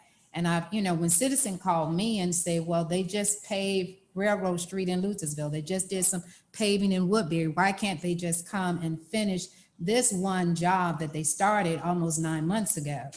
And that is a very well-traveled road. It connects to 54 on one end and Roosevelt Highway on the other end. And the other thing that we've been noticing, I don't know what it is about trucks lately, but they're just not staying on the main roads. They are detouring off of the main roads. And as anyone been on that road, it's a curvy road. And right there, when Tenny Nelson gets, it's really dark. And they, all they need to do is just come back and fix the road. I don't know if we paid for it yet or not. I don't think you said we haven't. We have not. And here's what, and you and I talked about this a little bit. Here's one of the things of the way what reason they were able to pave the street up in Lucasville and others. Piedmont, if you're doing asphalt, they do that themselves. If you do surface treatment, they contract it out. So I know they're trying to get the guy to come up, probably get some of the other roads done where they'll be ready for the treatment. But I will personally call them tomorrow, and I'll tell them we need to get them on up here and get this. I guess my concern too is if this is a method we're going to continue to use further on in the future, and if it's going to be a challenge getting someone to do this work versus asphalt, then is it going to be long-termly the best effect for the county? We're saving money on this end, But if we're not able to get people, and there's not enough people doing this work, are we limiting ourselves in this process? That's all I'm asking, because I don't think so, as long as, I know the gentleman's been doing it for a long time, I've worked in years past, and he is retiring, probably selling the company, but this is a process that is done in a lot of places, primarily South Georgia. And so I think you're always going to have the people there. The benefit of it, the savings of it is you're cutting your cost at about half. oh, I understand that. Because, And the bottom line is if Just people. don't need to do it when the temperature is not right. So Yes. maybe we need to put it in our contract, and we have a time frame we have to have it done by, but maybe we need to put an end date, no more paving after a certain date when, you know, you don't know exactly when it's gonna get cold, but we could put a date in there that they gotta get it done by then, because that way, if you gotta go back and redo, I mean, we're just backing up. Backing up. And we do indicate it's got to be per GDOT standards. And, but there's a lot of difference in the air temperature that day and the surface temperature. And I think that's where they got into with that. Well, I mean, now, I mean, the weather that we got now, we've got good weather to get it done. No rain. We wanted to get it out earlier this year. Last year with the COVID and everything, we were a little bit late to get it out. So, I will call them tomorrow personally and make sure they get someone up there. Even if he has to make a trip up to do it, they need to come up and get it done. I mean, Okay. they do good work, but, you know, we do want them to finish this particular job, just making sure. Yeah, let them know that we may have to stop these 2 contracts we just approved. I'll get them. Money talks. That's right. They're a good company. They'll do it. They are. All right. Is that it, Commissioner Holmes? Yeah, I'm sorry. You sure? One other thing, I'm sorry. Once again, I see some people from Beulah Evans Road. I'm sure they want to speak. But just been getting calls again about Beulah Evans Road, or just roads in general. But I do want to say that I did go on Beulah Evans Road the other day. It was better than it has been. But one of the things that I did want to bring up is we were on Barron Road coming back, and I saw where they had scraped the road, but I'm, like I mentioned to you, Theron, I'm just concerned how much dirt was piled on the back side and dirt getting in the ditches. So when we do get another heavy rain, but once again, I'm realizing after we close Acer Road, that is the only other road that these people have to get out. So once again, just making sure that we stay on top and just come up with some more process of addressing our roads. So thank you for that. Yeah, we've been out putting a concentrated effort there. Some of the paved subdivision streets, when I went out the other day, I think we've, certainly from my perspective, I'd been looking at Beulah Evans and I hadn't rode through those. They had some really deep potholes. And so we are going to be patching those with some square patches.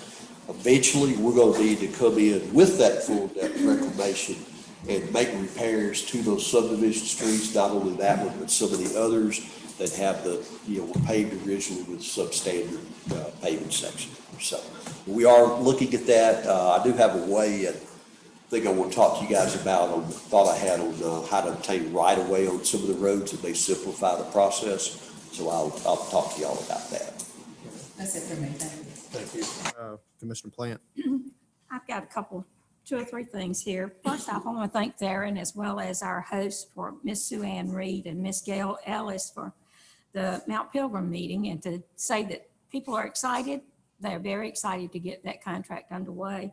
And the request that was made at the meeting was ask for assistance in lighting, and we will talk with them after at some point in the future, but there is a method or whatever that the community can come together on to address. But for right now, we're moving forward with the paving. Don't want to muddy that water. So want to remind everyone about the Kids Fish for Fun, June the 5th. It's the first Saturday in June. It kicks off National Fishing Week. So ages 3 to 12 down at the Fish Hatchery, and bring your kids, teach them how to fish. So, and you get to keep the catfish, take them home and cook them up. Now, the third thing that I had a request. The Greenville Lions Club received monies for the passing of Mr. Dan Branch, or Sheriff Dan Branch, and his memory. And they have asked, can they use the funds to purchase benches for the courthouse? And the interesting thing, when I rode around today to check to see if that was a good location, to me, the south side where the sheriff's office is located would be ideal. And that's the only corner that does not have the two benches that flank the walkway.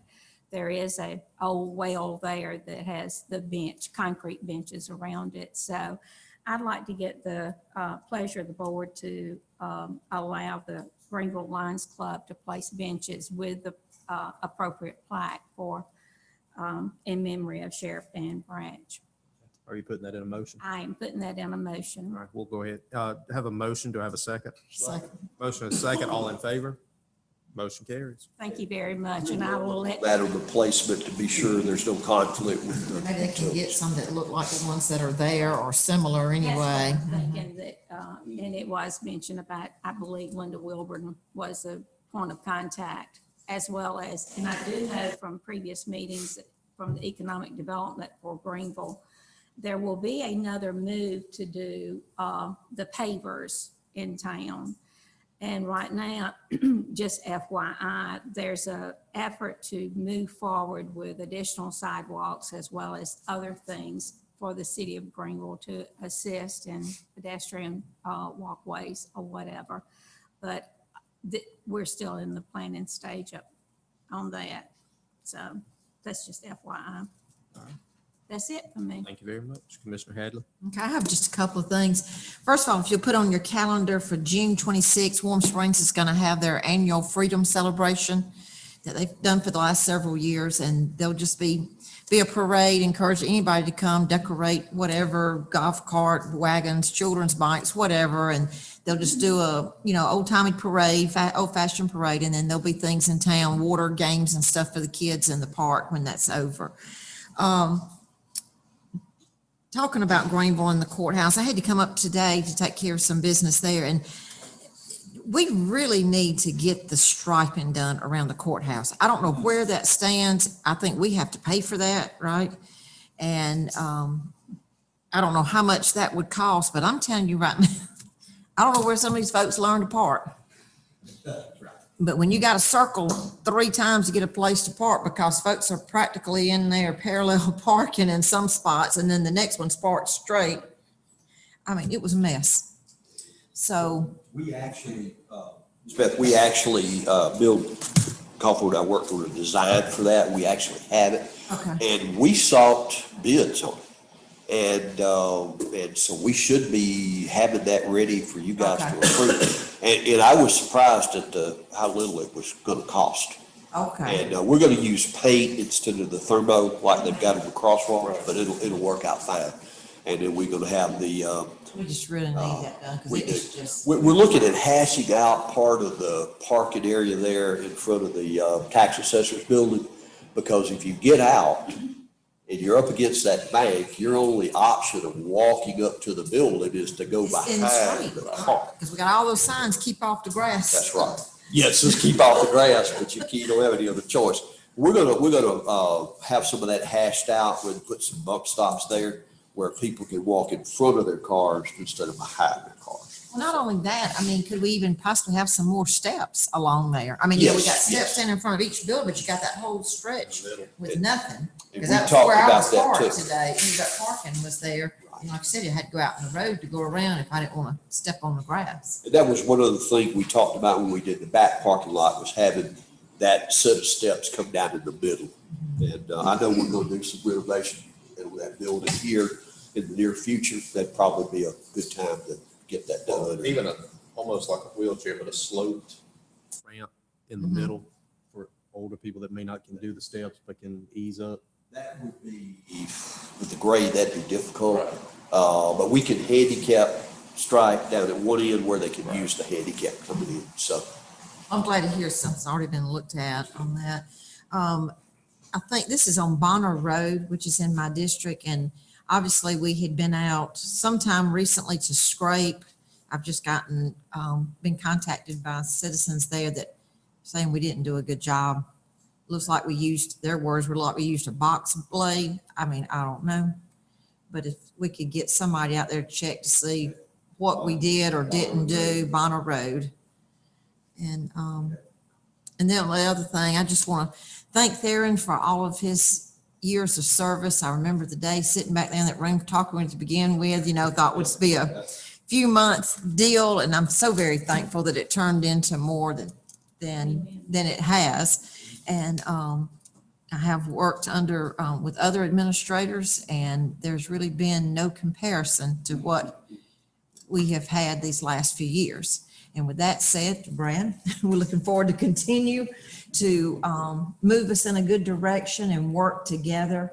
We do have a lot of good employees, and they've been here for a long time, most of them. And it is more like a family, but I think we have been able to move the county forward in a lot of direction. Like I said, it's easy to focus on the negative things.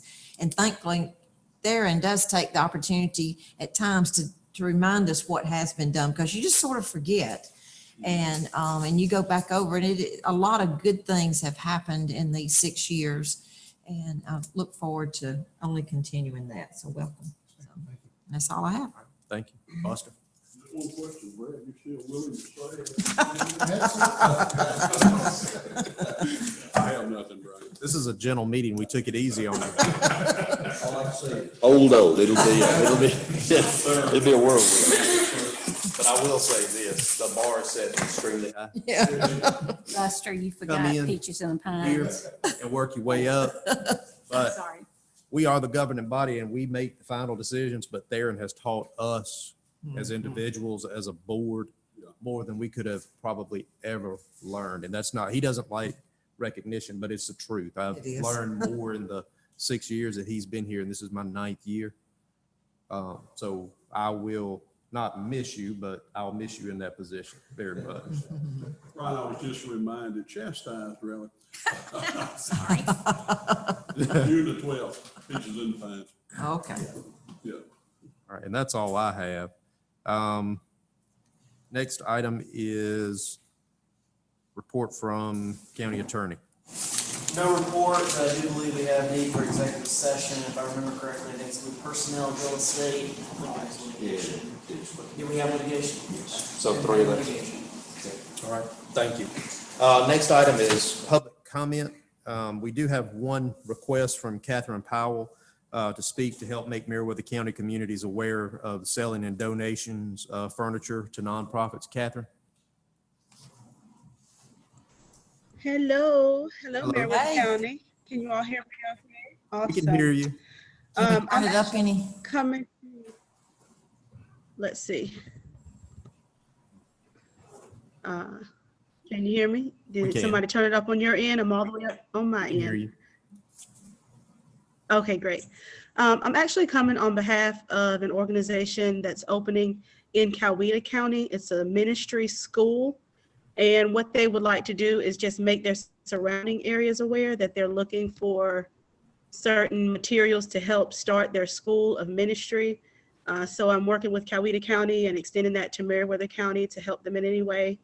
So if anybody knows of any churches or nonprofits, organizations or businesses that are closing, there's a list of items that they're looking for. That is folding chairs, round tables, folding tables, tripods, recording equipment, TVs, microphones, computer lab equipment for students, and Xerox printer. So if anybody, like I said, here's if any organizations closing, feel free to get in contact with me. You can reach me on Facebook or by email. I don't know if I can give my information on public comment. Do you want to send a list of that, Catherine, to Beverly so that we can have that on file in case something does come across our desk? Absolutely. Absolutely. I'll send it right now. All right. Thank you. All right. Thank That's you. all. Thank you. Is that it? Thank you. Kat. Well, yes, but you know what? Let me thank Commissioner Hines for the statement that she made. And I just have to say that I also want to thank the Director of Fresh Breath Community Outreach. That is the organization in Manchester that has been so kind to support me in doing the food distributions. And so I definitely want to include them in that thank you. So thank you all. That's all. Thank you very much, Catherine. Thank you. Have a good night. Public comment? You all want to speak? If you will, come up, state your name, address for the record.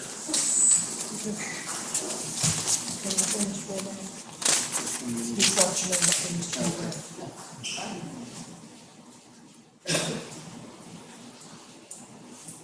Okay, I'm John Womack. I live on 194 Turkey Court Trail in Greenville, right off of Beulah Evans Road.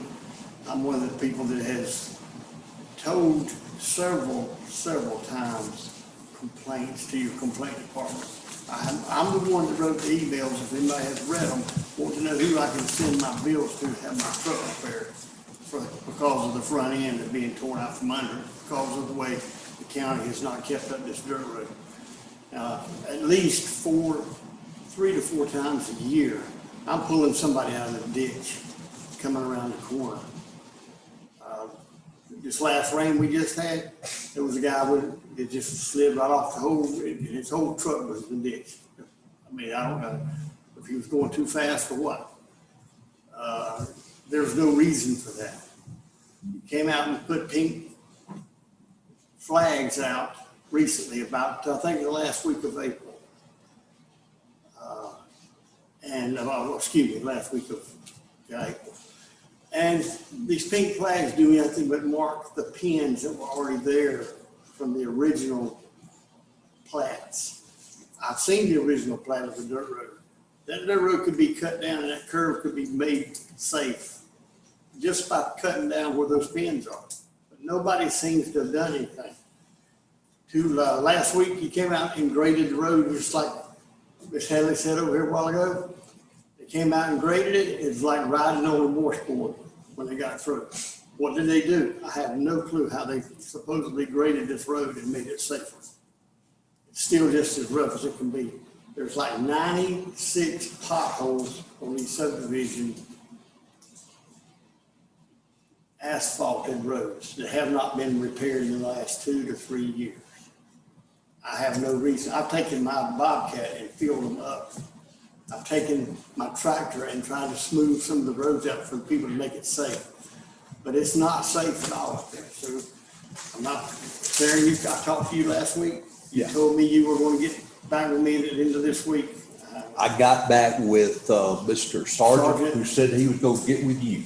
Okay. And I don't know whether he did or not, but I He did did. tell him. And I told him that what we were looking to do with those potholes is they're going to do a square patch. We originally talked about just cold patching them, but they're going to actually come out and do a square patch cut. They should be out there hopefully this week to start working on that. Now, like I say, we had a bridge collapse yesterday, so that's kind of put us behind a little bit of what we're looking to do. But they did. And I did talk to Mr. Sargent. You called me, Mr. Sargent called me. And Mr. Sargent said that they did a wonderful job on grading the road. He said it was a great job. He called me back afterwards and said that. And that was his comments. Now, I do agree the potholes are deep there. And we do have a plan to do that. We have a plan to fix them. The pins, the flagging you mentioned, that was put out to determine where the right-of-way was, where we could determine what it was in that curve. And you can't just go, as you know, and go up to the right-of-way because you'll end up with a vertical that you just can't deal with. What's happened to all our roads through the years is the roads start up here and the ditches down here. The roads get graded and the roads and things wash away. The roads come down, so the ditch lines get higher. And what we're going to do with that is to look at not only that curve. We talked about several things. You got a banked curve. Correct. And it causes a lot of washboard when it rains. And it's kind of an area that's slick, so you're going to slide a little bit.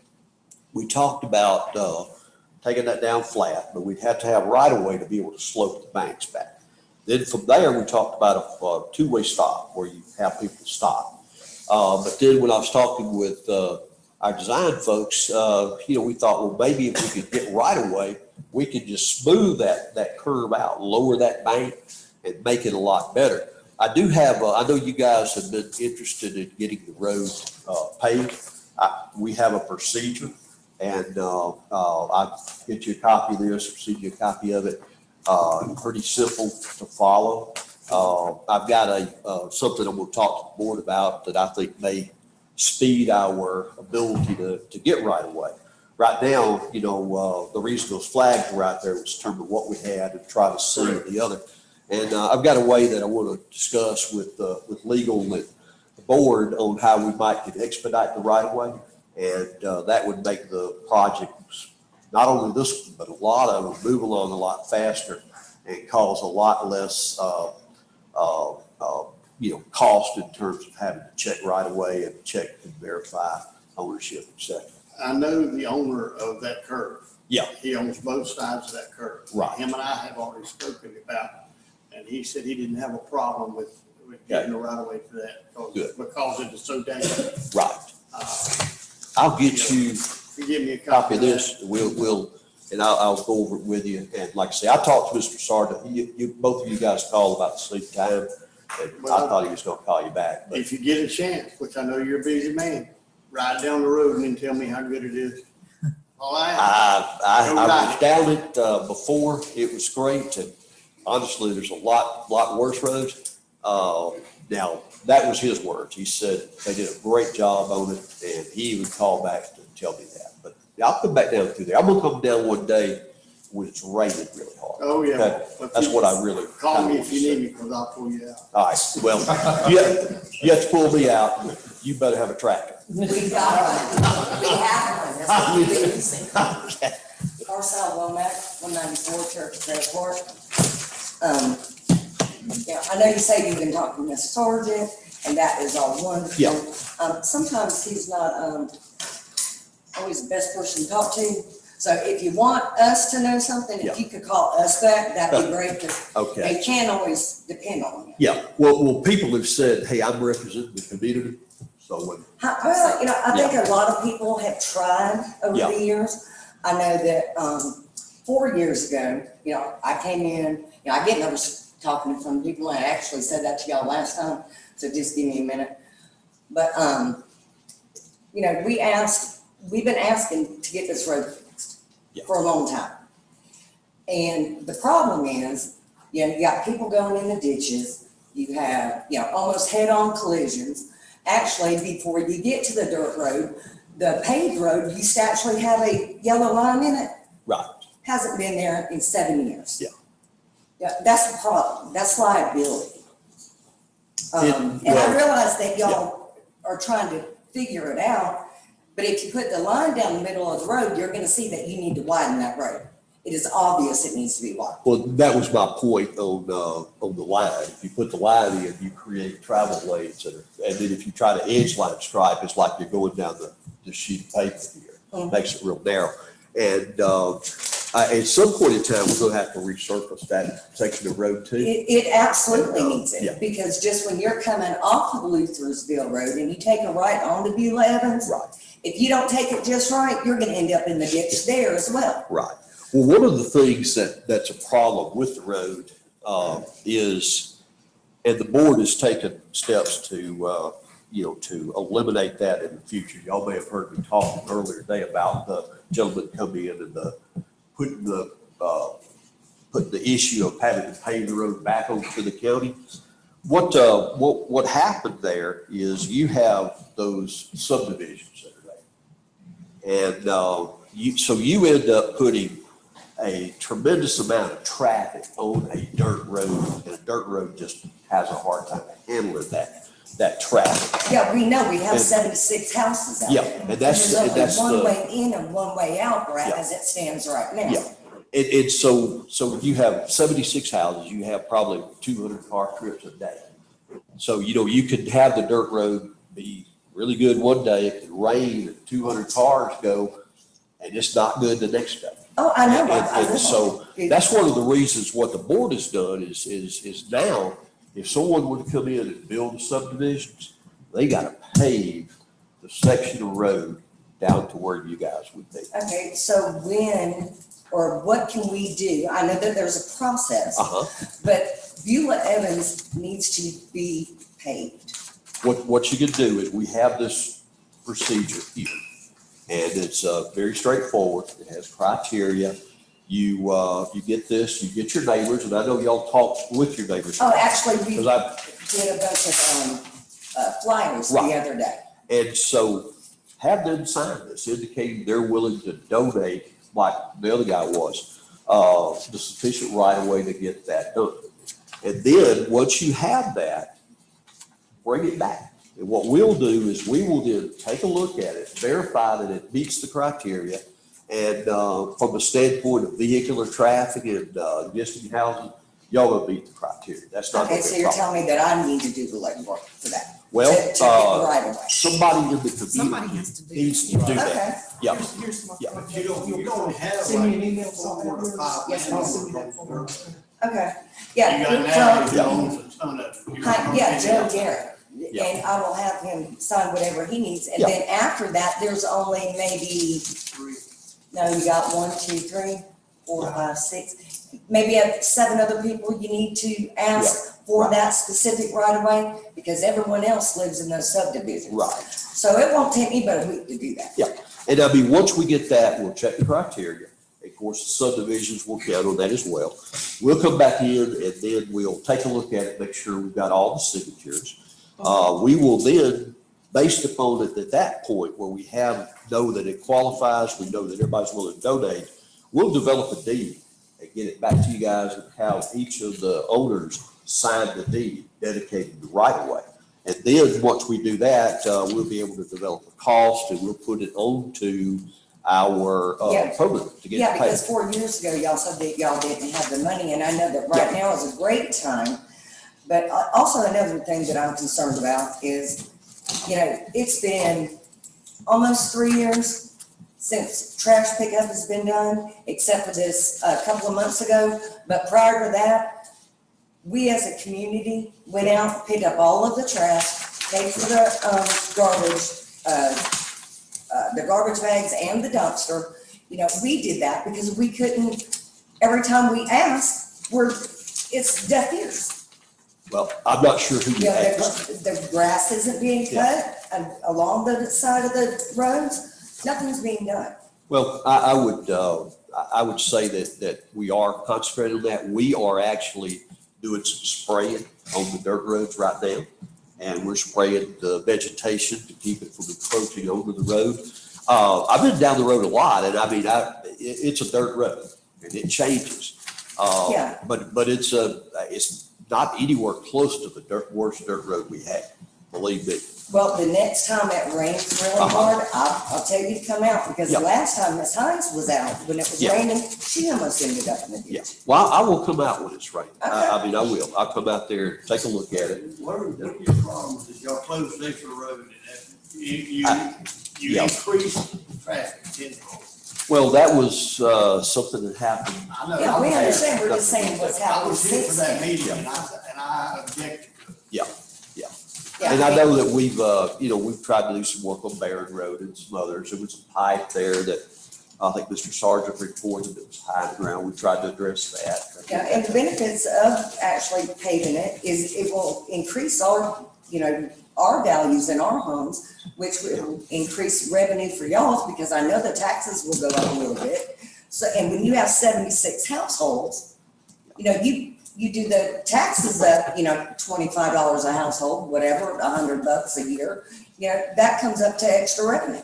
Yeah. So there's benefits to helping us out there. Well, we want to help you because it's the right thing to do with your citizens. Okay. The revenue is insignificant in the overall scale. Well, money's money. Yeah, it is, All but right, well, thank you so we'll look much. at that. Thank you.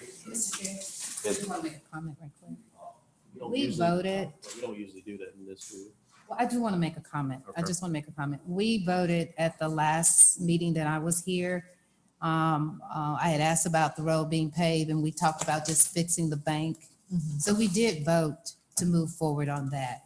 Am I correct? Yeah, we did talk to do something about the bank, but I think we still have to have right of way to do Okay. it. So we did agree on that part. I Yeah, just we- wanted to verify. We did, we did.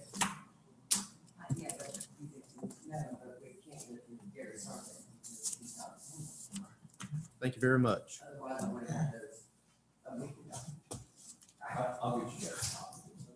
I'll be safe. Well, I didn't. Tell you what, let me go ahead. My email. I'll just give you this. I can put you another one. Okay, And you may have to make some additional things here. Okay. It's self-explanatory. okay. You guys have my number, call me if you have questions. All right, thank you so much. All right, thank y'all. Next item on the agenda is executive session, but before that, I'll go ahead and announce the future meetings and notices. May 31st, 2021 will be closed for Memorial Day. June 9th, 2021, regular meeting at 9 a.m. June 22nd, regular meeting at 6 p.m. Do I have a motion to go into executive session? I'll move. Have a motion. Do I have a second? Second. Motion and a second. All in favor? We're in executive session at 8:05. Second, all in favor? We're back in.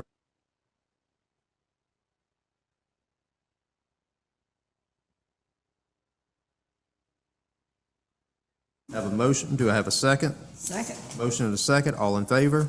Motion carries. We're adjourned. Thank you.